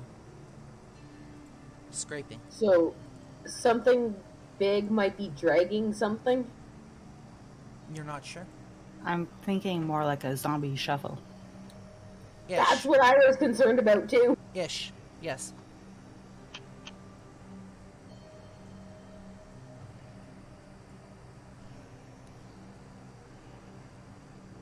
You guys are still standing at the entrance. Are you moving forward? Pig is looking through all of her many bags to see what she can use. So, you're looking through your many bags. What do you have in there that you might be able to use? Oh, a variety of things, though most of it is dependent on what we need, but...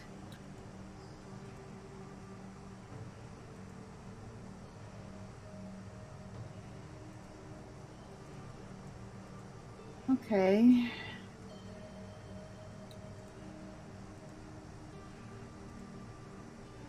Right now, at the very least, she's going to be,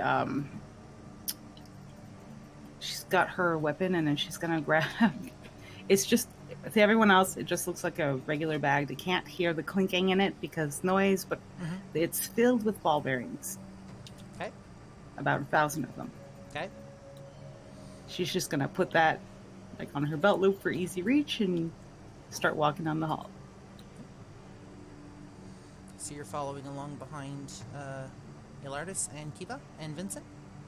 Yes, I think I have a stone that glows. Okay. I'm following them and gripping my mace really tightly. Or I am the frightened. I'm just grabbing some information here that I need. So, you guys are going to have to put yourselves in marching order. Oh, if these two are in front, I'm behind them. Okay.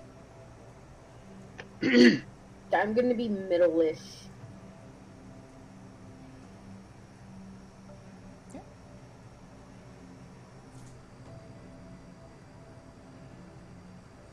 So, Elardis, if you're in lead, you're marching.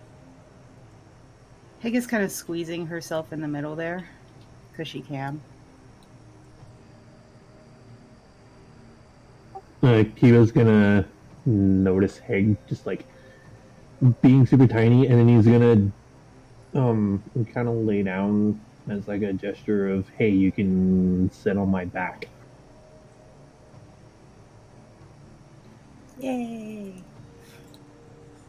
Awesome! Mm-hmm. Can I do that? Can I please ride the puppy? Sure. Yes. I don't have an issue with it so long as the ranger doesn't have an issue with it. Let's I never do. go! Waiting on your lead person. Where are you going? I'm gonna come over to here, and I'm assuming I noticed this opening here. Yes. That is actually just another corridor shooting off, it appears. 1 second, and I will reveal that for you, because you can see all the way to the end here. And you can see down to probably about here.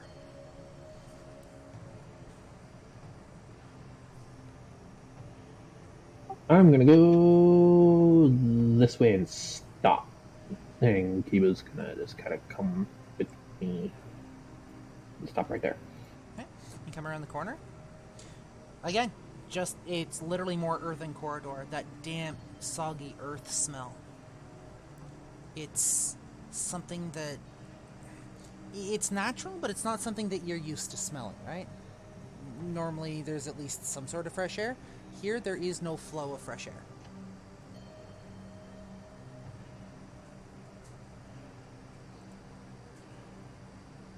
What is going on?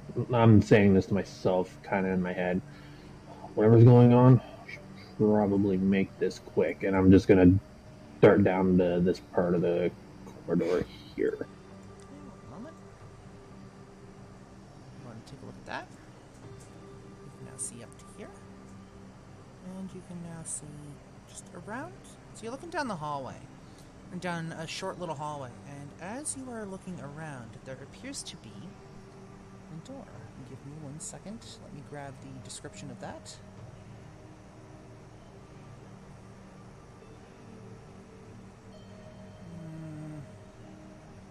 It is north entry number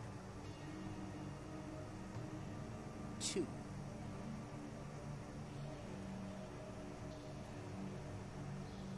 North entry number 2 appears to be a simple wooden door.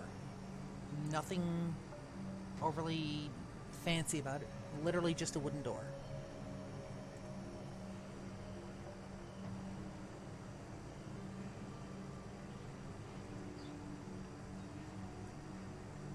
I'm going to make my way around the corner and investigate the door. Okay. Roll me an investigation check.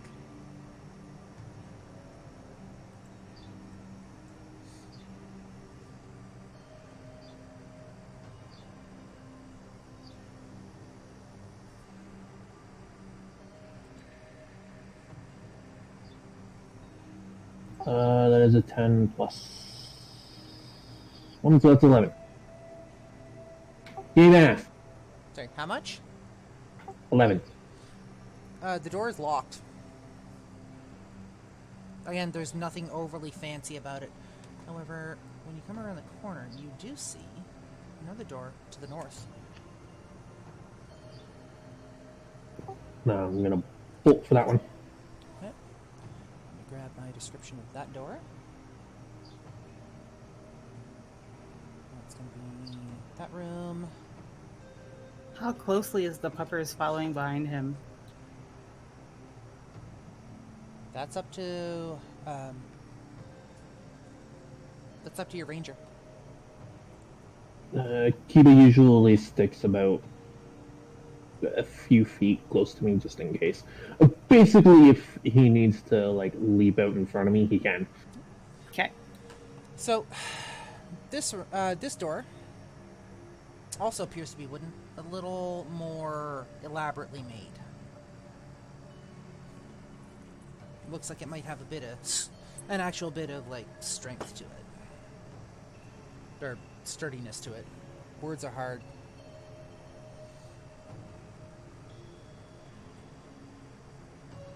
I'm gonna roll investigation and see if I can discern anything specific about the door, like if it's locked or if I can open it or anything like that. Go ahead. Let's try it again without having my D20 fly out of the dice tray. 4. 4? You're not sure, but you think the door might be unlocked. I'm gonna try and pull on it. The door slides open, or the door swings open. And it reveals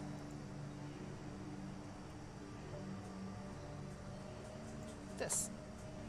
Inside of this room, as you are looking at it, if you choose to venture inside, yes? I'm assuming? Yep. As you choose to venture inside this room, a tile mosaic of geometric patterns covers the floor in this room. A pile of empty flasks lie in the southeast corner. There's not much else.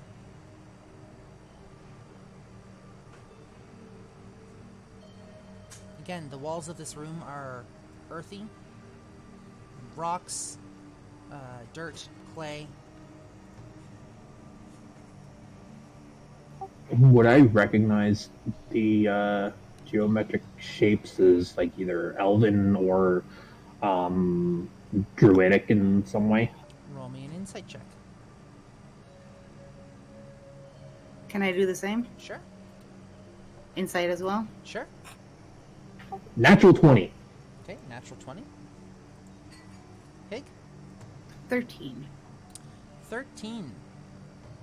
So, as you're looking at these designs, you know what it looks like when you look through a kaleidoscope that has all those fractals in it? That's what you're looking at, except it's designs on the floor. You don't really get any sort of meaning, or if there's a message there, you're not understanding what it's trying to convey.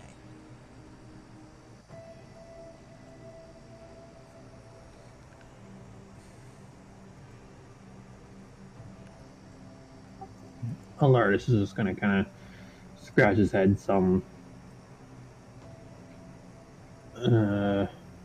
He's gonna like point towards the 3 different corridors, kind of doing like an eeny meeny miny mo kind of thing. And then before you start moving, Hig is going to stop you. And out of her little bag of ball bearings, she's gonna grab a few and just chuck them in all different directions on the floor. Okay, give me one quick second. Okay.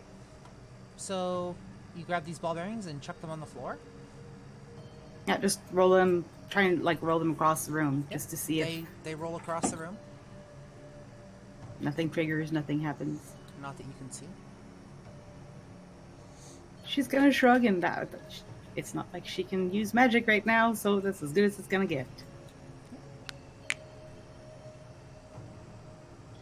You may lead us to our death now, elf.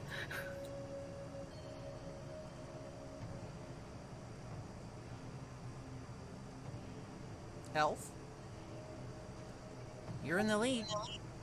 He's gonna do the heeny meeny miny mo thing, and then he's gonna start walking towards this door. That door. So this is... Let me double check my room.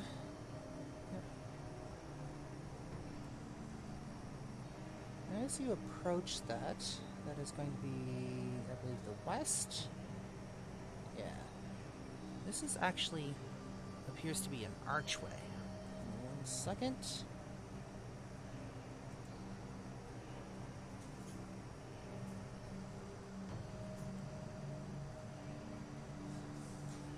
Just a tiny little room. Earthen walls, nothing special about it. Appears to be empty. Through the archway.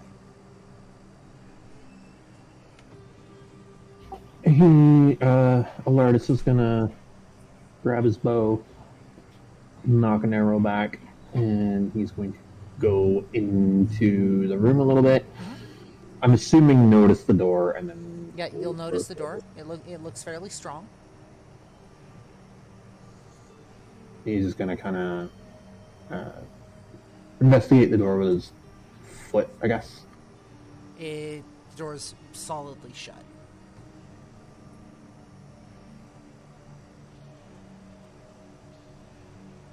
Like last time with the corpse, he's gonna hold the bow and arrow with one hand, and he's gonna try and, I guess, jostle the door. It is locked.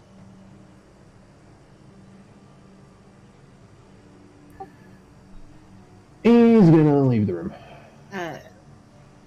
He can try and unlock said door. Did the dog follow you in, or would he have? I'm assuming. I know Vincent did. I don't know if Vincent counts as a dog, though. Vincent? More like an ape. More like an ape. Okay.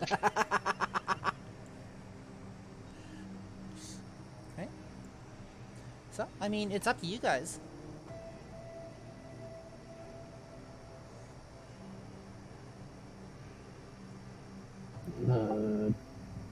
Yeah, I think at that point, Kiba would have come in, but he only would have stopped about here. Okay. I like how Neffy's just chilling down well down that hallway. So I have thieves' tools. Rolled an 8. I don't know what the formula is for that though. But yeah. Let me double check. I think it depends on the lock. Yeah, 1 sec. An 8 is not going to cut that. Shit. And you can keep trying is the thing with thieves' tools. Just don't roll a 1.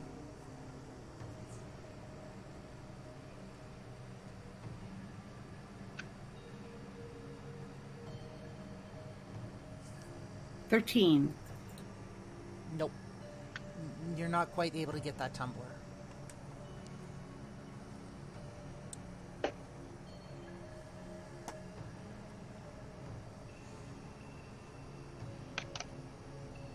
Sorry, it wants me to reset every single time. Yeah, no, you're good. Ooh.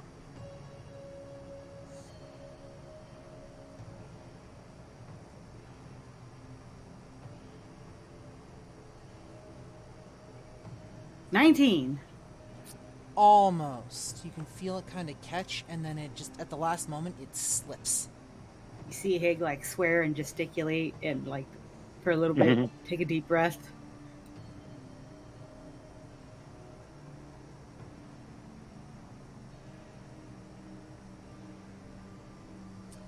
And it, 21. And it catches. You hear a click. Hello, Jay! You hear a... not a click. You feel the click. You feel it catch, and then just that vibration right up your thieves' tools, right? And you're pretty sure you've got it. Yay.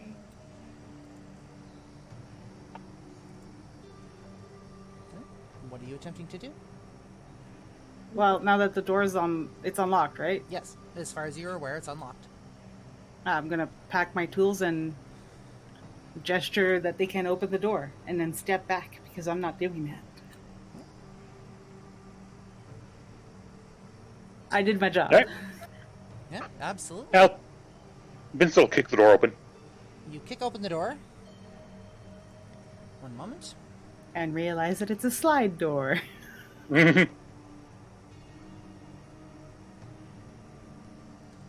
Inside of the next room.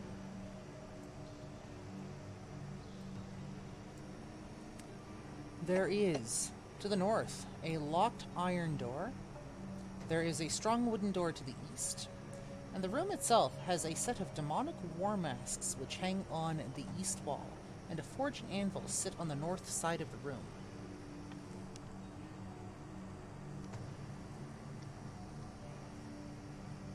Cool.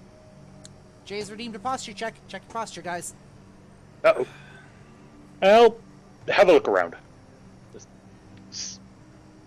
Have a look around. Yeah. Yeah. You see the What's demonic. up? You see the demonic war masks hang on the east wall. A forged and anvil sit in the north side of the room. You see the wooden door to the east, and you see the iron door to the north. What does a 16 in investigation get me? Earthen walls. Awesome. Vincent is going to pull out just a foot-long stick that he picked up off the ground. Still has a leaf attached to it.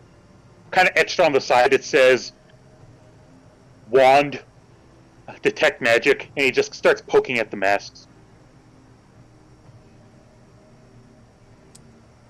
You're poking at the masks? Yeah. Okay. So, you take this stick, you poke at these war masks. Roll me a perception check.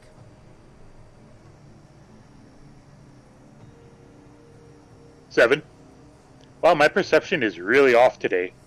So, you perceive that this mask is jolted by your stick and falls to the ground and smashes.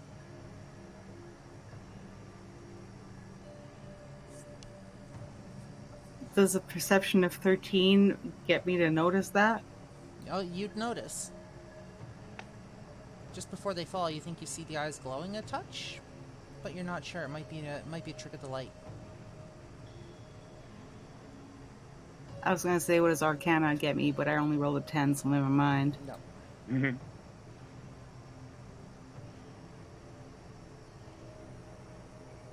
Okay. What does a 20 on insight tell me? You're in an earthen room with a couple of war masks in it. Okay. So what's fine. this door like? I That- shall remain ignorant. That, Vincent, appears to be an iron door. I'll poke it with my stick of detection. The door pokes You mean back. they broke? No, the masks broke. He knocked the masks off the wall. The door pokes Uh. back.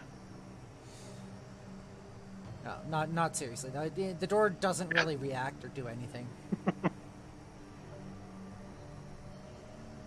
Is it locked? Upon testing, it Oh. appears to be locked. We'll find that. Okay.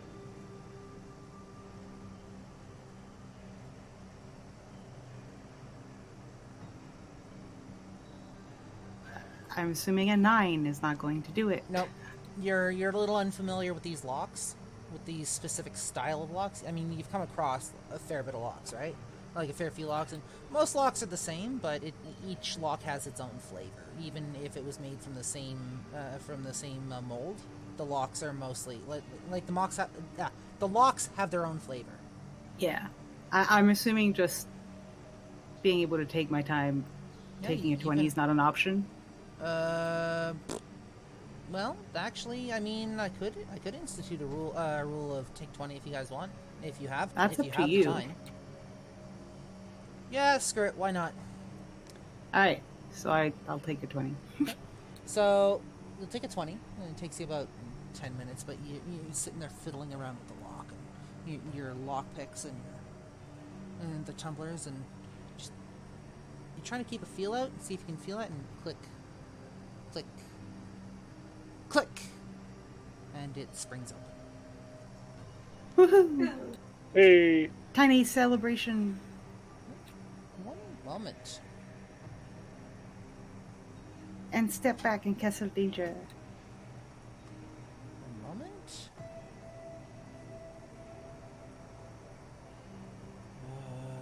Where is... damn it, that's not gonna work.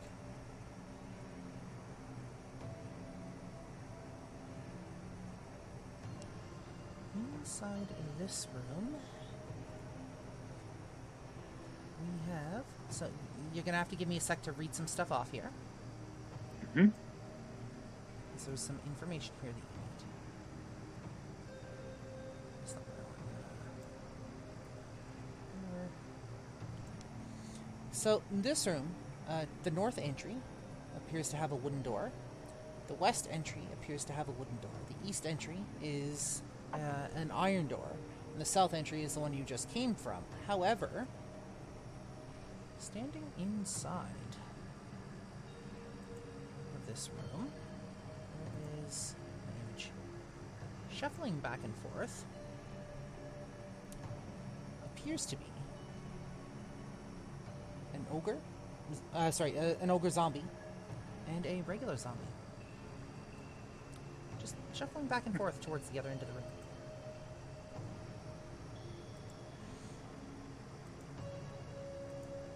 So it'll just pull out his phone and type and hold it up to the other group, showing what he sees and ask, and with the word "fight," yes, no. Hig is gonna shrug and then get a piece of paper and write down that so far, as long as, even when provoked, they haven't done anything. So maybe if we just ignore them, they'll ignore us. No, Vincent walks in Of course he does. Anyone else? and kind of just waves to them. Anyone else? I'm gonna watch and see. So you what? I'm gonna watch and see what happens. Anyone else? I'm gonna shake my head no. Kiba and I are stepping in. So Vincent steps into the room. Higgs watching. Yuki's like, fuck this shit. Mm-hmm. Yuki, did you step into the room? Reluctantly, yes. The moment you cross the threshold, the door slams shut. Probably a good thing I entered the room. And these zombies look right at you. One of them grunts, one of them groans, and the other one just kind of growls. Can we hear them? No. I'm gonna have my mace at the ready for swinging just in case. Vincent will wave. See, now you're just being a dick. Vincent's gonna wave. They just stand there and stare at you. You can tell they're trying to growl, but nothing's really coming out.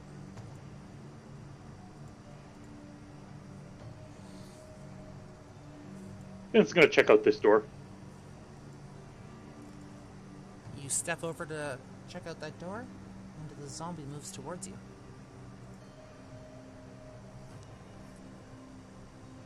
I was kind of give him that upwards nod, like, "Hey, what's up?"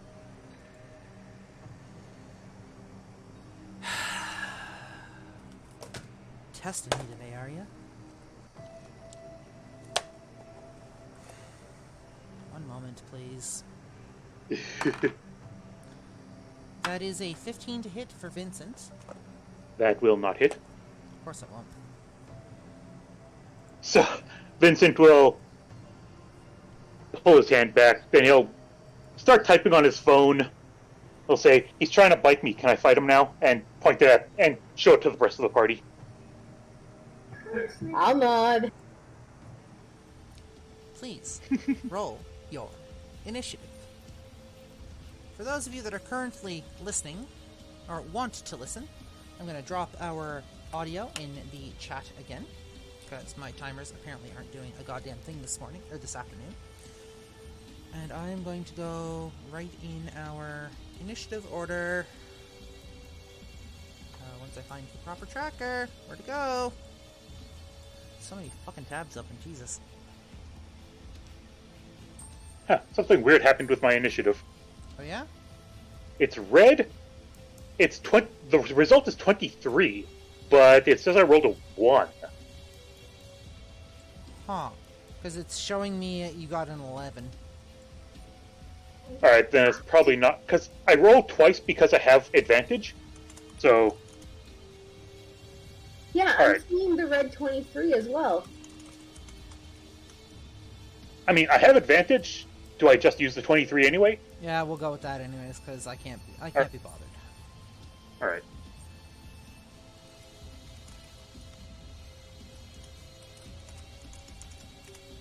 Okay, one moment.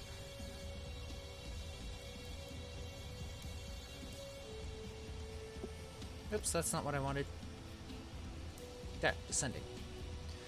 Yuki got a 26 on initiative? Holy shit. Yeah. I rolled a nat 20. What the hell? What the hell have you've been eating your spinach, yo? Yeah, but why did I get it on initiative of all things? Well, I'm sorry to break it to you, but that's your only nat 20 for the day. Yeah, probably. Alright, Yeah. so initiative turn order is up. That makes it.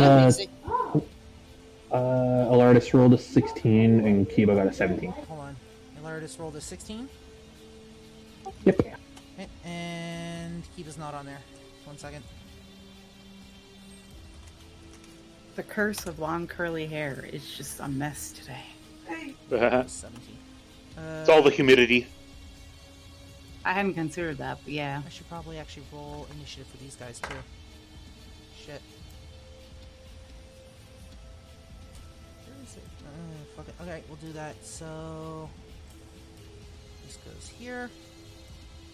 Oh, this goes here. And this one. Fucking hell. Excuse me while I grab my D20. My D20 fell off the desk.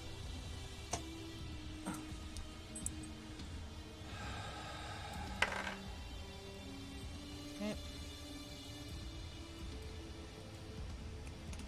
Elardis, what's your dex mod? Give me 1 second.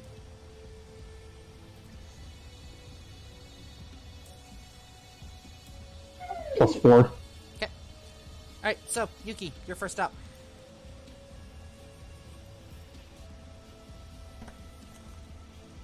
Which one's the red one? The ogre or the regular zombie? The one with the red dot is the zombie.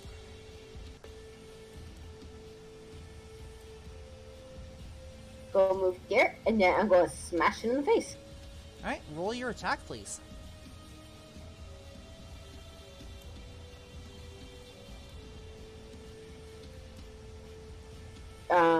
Do I click on the weapon thinger, or do I roll a 20 first? I don't normally attack with melee, so I don't know how I'm doing this. You're gonna roll your attack first. So, for you, that would be so on your character sheet. See where it says attack, range, hit slash DC, and damage. You're gonna click the one under hit slash DC. Basically, you're gonna roll your D20 first. Okay, hang on one sec. Yep.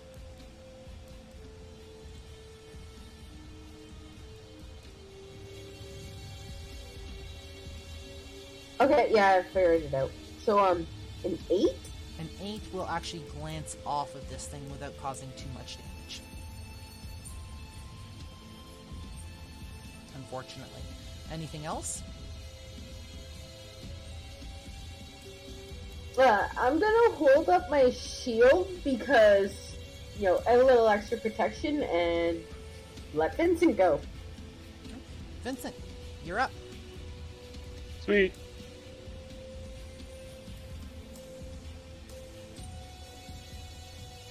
Alright. I will. That's the regular zombie. That's the big guy. Yes, regular zombie has the red dot. Alright. He can take a swing at me if he wants. Okay, one moment.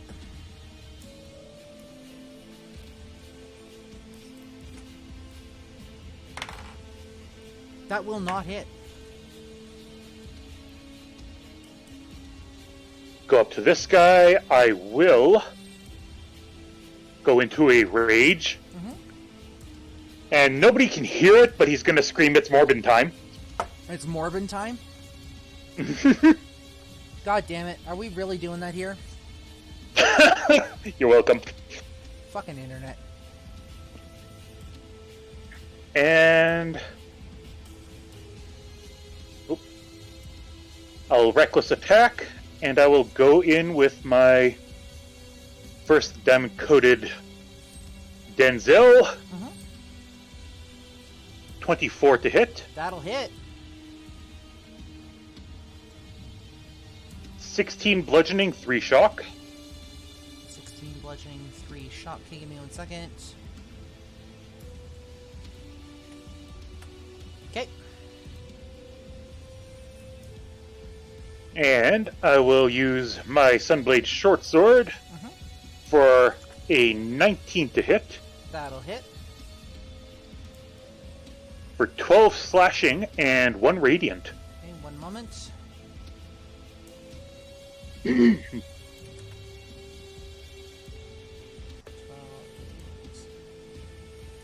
Okay. Yep. I'll just grin up at the big rotting bastard and I don't know, spit on him or something. He can't hear me anyway. Anything else? That's my turn. Wait. Why does it just say halfling? I don't know. No idea. We don't have a halfling here. That's weird. Hey, you're up. Alright, so Hig is going to move a little bit. And then from underneath her, the ground is going to rise up 5 feet. Nice little smooth surface, so it's stable for her. Yep. And I don't know if that makes it so that I can... Ow! Ow! Hair! Ow! Sorry! Stuck in hair! Ow!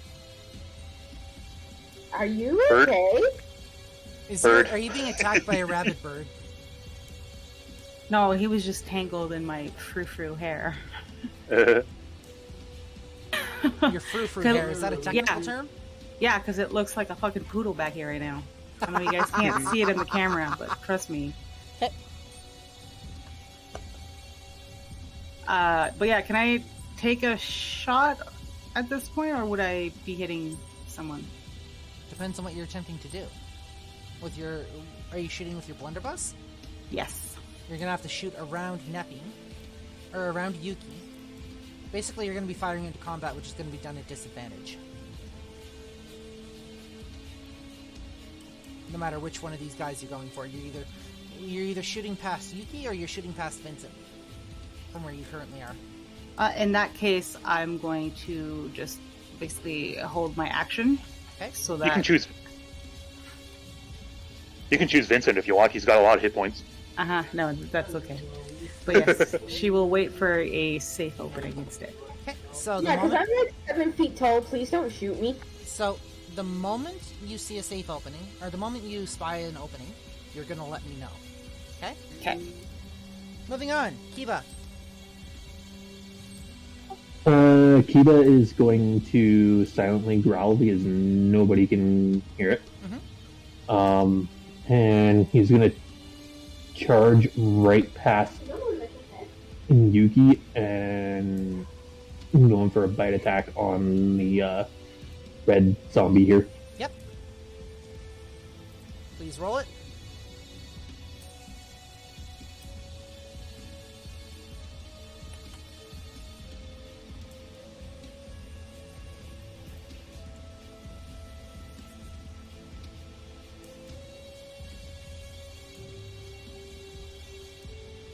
That's going to be a 16. 16 to hit. Will hit.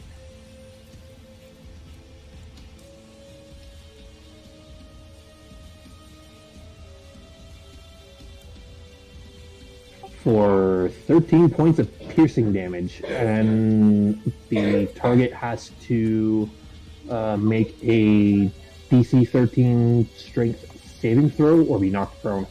One moment, please.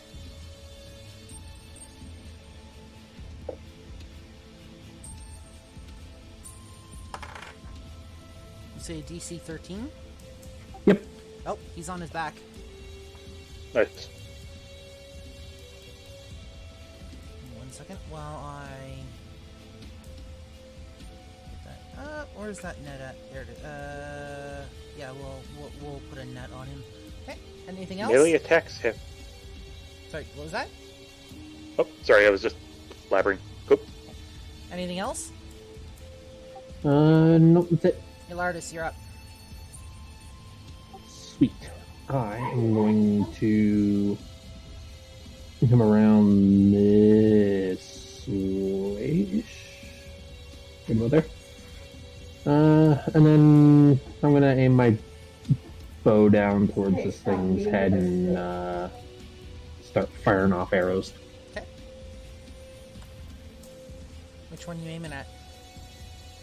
Red. Red? Cool. Load him up.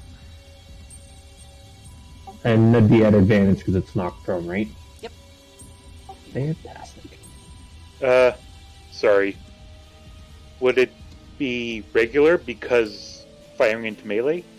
Or does he have an ability to let him do that? So, Kiba and Yuki are both on the other side, which means he might actually have a clear shot. Okay. Which means he would still be firing at advantage. If he was shooting on the other side where he was, yes, that would be a regular shot because the advantage of then firing into melee would cancel each other out. But there's nobody actually in his line of sight right now. Cool. 25. 25 will hit. Sweet.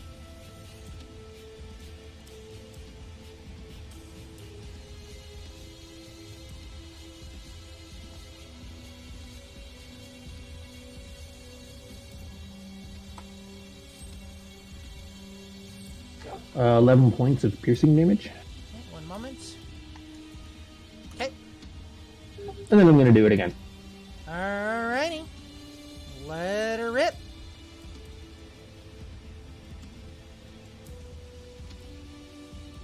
That is going to be a 21 to hit. 21. That'll hit. For 9 piercing damage. For 9 piercing damage. One moment. Okay. So your arrows... Fuck! One right after the other. They seem to do a bit of damage to this thing, but it's still standing. Anything else from Elardis? Nope, that's it for me. Right. So the zombie is going to turn around and take a swipe. It's going to attempt to slam into... Oh, no, it can't because it's prone. Never mind. It is going to stand up, which I believe is half the movement, and Kiba and Yuki would get attack of opportunity on it with a melee weapon.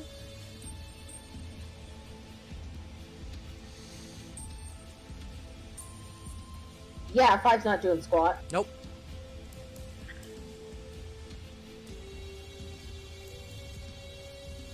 Give me 1 sec.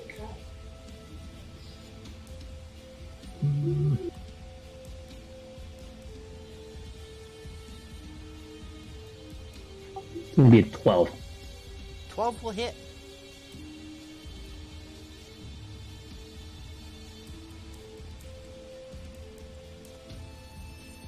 And that's going to be 12 piercing damage. And once again, he's going to have to try and do a DC strength save. Otherwise, we are thrown again. So, how do you want to do this? Okay, so he was going to realize that this thing's trying to get up. Mhm. So he was going to slam both of his paws down onto this thing's shoulders, which would have been a very audible crunch. And then he's going to grab the zombie's head by the face, and then all you see is this massive wolf, grab this thing's head, and then rip with spinal cord and viscera going everywhere, and just like sending the head off into the distance. Not only do you manage to do that, but the entire spinal cord goes with this thing. Goes with the head. You literally just pull it intact out of its body and throw it. So, fatality. Since he's ripping this out and fluids are going everywhere, I'm going to very grossly, I'm grossed out by this. Okay. I'm going to hold up my notebook, scribbling, "You made me red!" As everything's dripping off me because I was right beside it. Yep. Steve, I can't read. No, I'm gonna hold it so that Elardis can see it. Elardis is just gonna shrug and clap towards Kiba. The ogre, the ogre is going to actually raise the morning star that is sitting in its hand, and it is going to attempt to attack Vincent. Why me? That'll be a 20 to hit. Yeah, that'll do some damage. One moment while I grab my dice. No, I have another. You know, it's okay if you fall down to the ground right now. Just saying.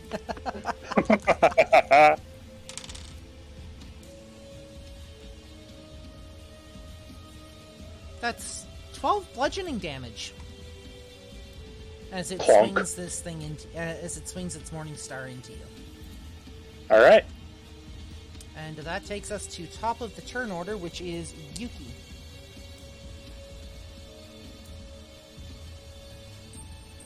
I'm gonna go up next to the ogre, and I'm gonna swing and hope.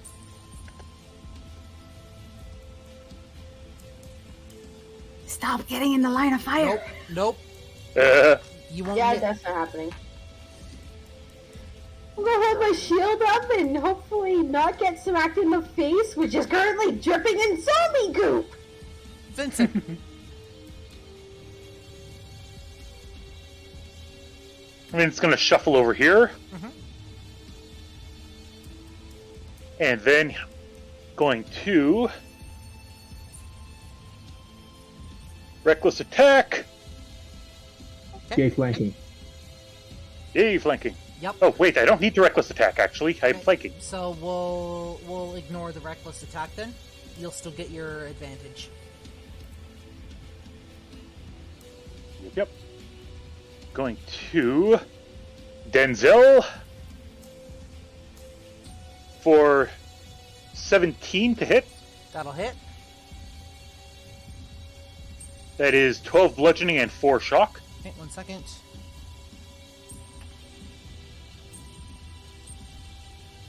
Okay. Alright. And then Sunblade Shortsword for 22 to hit. That'll hit. For 10 slashing and 5 radiant. Okay, 1 moment. Okay. Anything? Then extra attack Okay. for another swipe with the Sunblade Shortsword Yep. for 28 to hit. That'll hit. For 11 slashing and 1 radiant. Okay, 1 moment. Okay. And I'll activate my Storm Aura. So he needs to make a Dex saving throw of 15 for half damage. How much? 15. He will just barely dodge out of the way in time. Alright, so that's 1 point of damage to him. Awesome. Lightning just shoots out of me, out of Denzel, out of my belly button. So your bat slams into this thing twice. Your bat slams into this thing. Your sunblade literally tears through some of its skin. Give me 1 sec. I have sirens coming. No problem.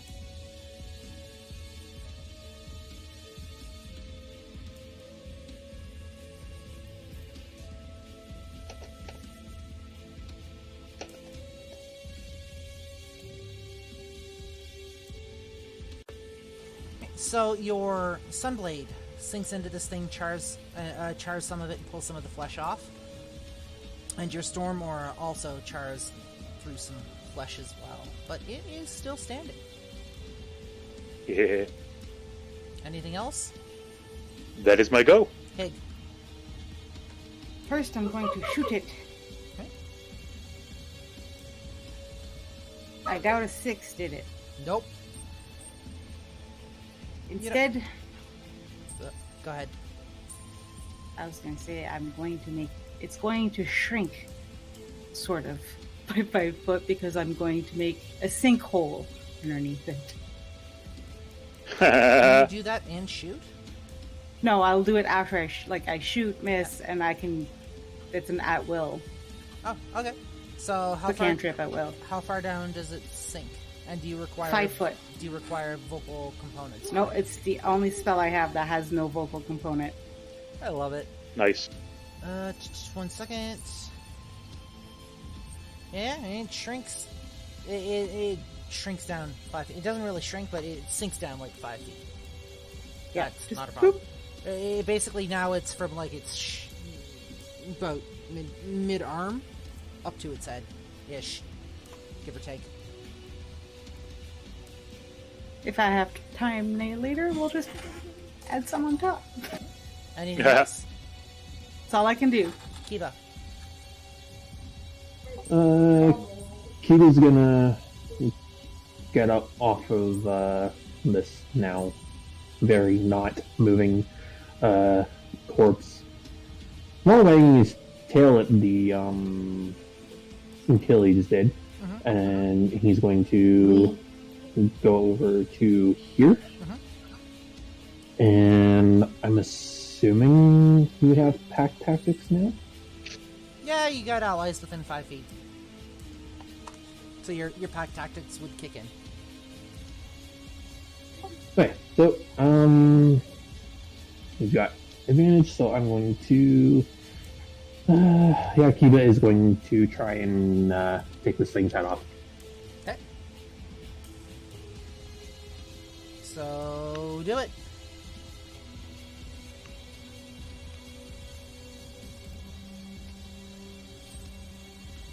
Don't think an 11's gonna do it. An 11 will actually hit.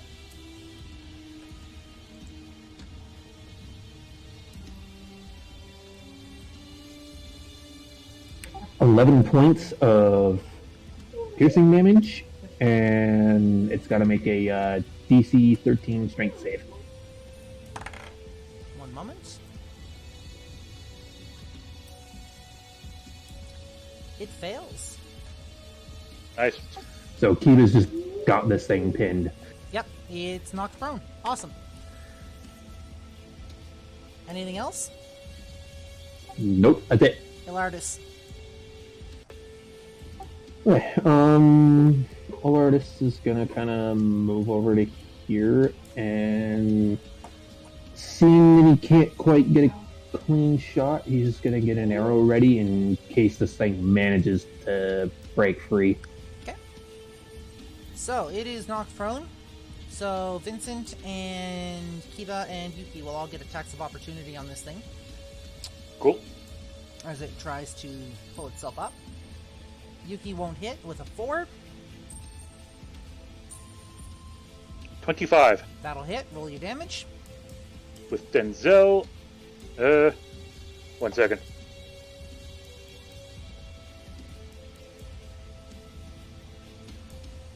I'm going to do Savage Attacker, see if I can't do that damage better. Okay. Would I get advantage on opportunity attacks, or Would you what? would I get advantage on opportunity attacks if it's not thrown trying or You would with get back it. tactics? Yes, you would actually all get advantage. So you can also re-roll that because it is currently knocked prone. So you guys would all get advantage on that. And Vincent, what did you roll for your So- damage? 17 bludgeoning and 2 shock. Okay, 1 moment.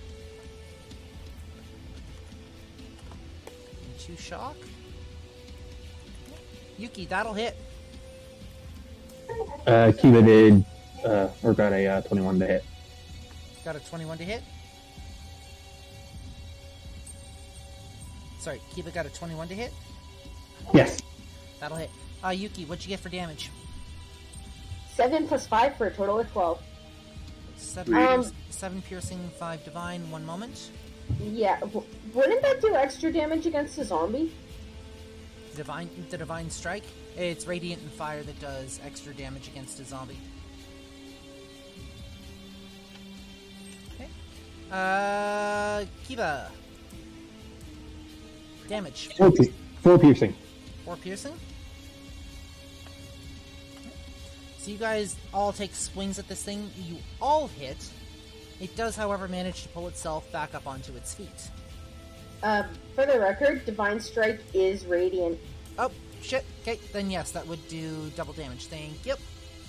So, and that, it still manages to pull itself up onto its feet.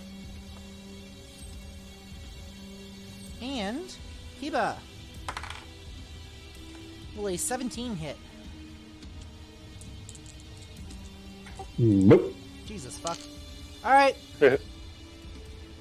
Next up is top of the turn order. Yuki. I'm gonna try it again because this is literally my only option. That'll hit. Will a 10 hit?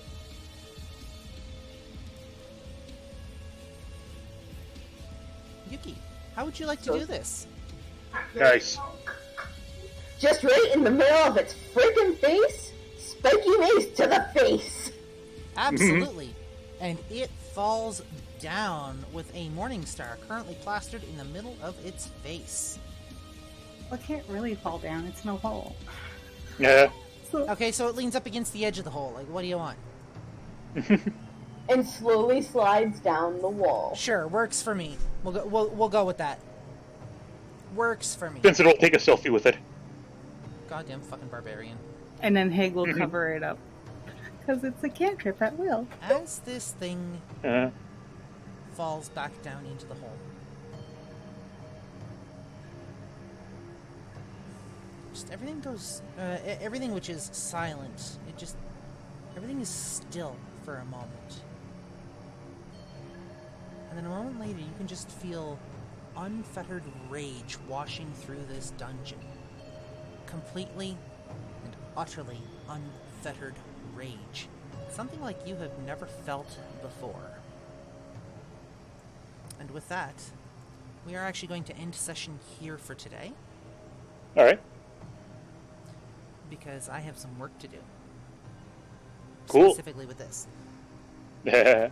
So we're going to cut this session off here. I do have a couple of things to talk to you guys about once we are off stream. For those of you that are watching, thank you very much for joining us. Bard, if you wouldn't mind popping our Twitter into the chat box, into the chat there. Yeah. Welcome to, I guess, Crimson Entertainment. Hope you guys have enjoyed this. Thank you for joining us. We do Idiot Book Nook on Wednesday. We do Debauchery Tea Party and D&D stream every other week, at least for this campaign. It's been our pleasure bringing this to you. I also do random streams here every now and then. And at some point in the near future, you guys will be coming to Crimson Entertainment, not Blazewing 2010. I am going to be rebranding this channel to fall in line with most of our other things.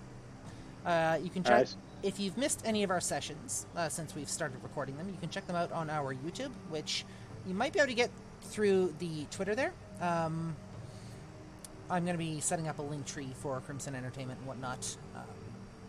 You guys will be able to find that. And basically just look up Crimson Entertainment on, I think it's YouTube, and we've got like a red circle with the words Crimson Entertainment, a lightning bolt going through it.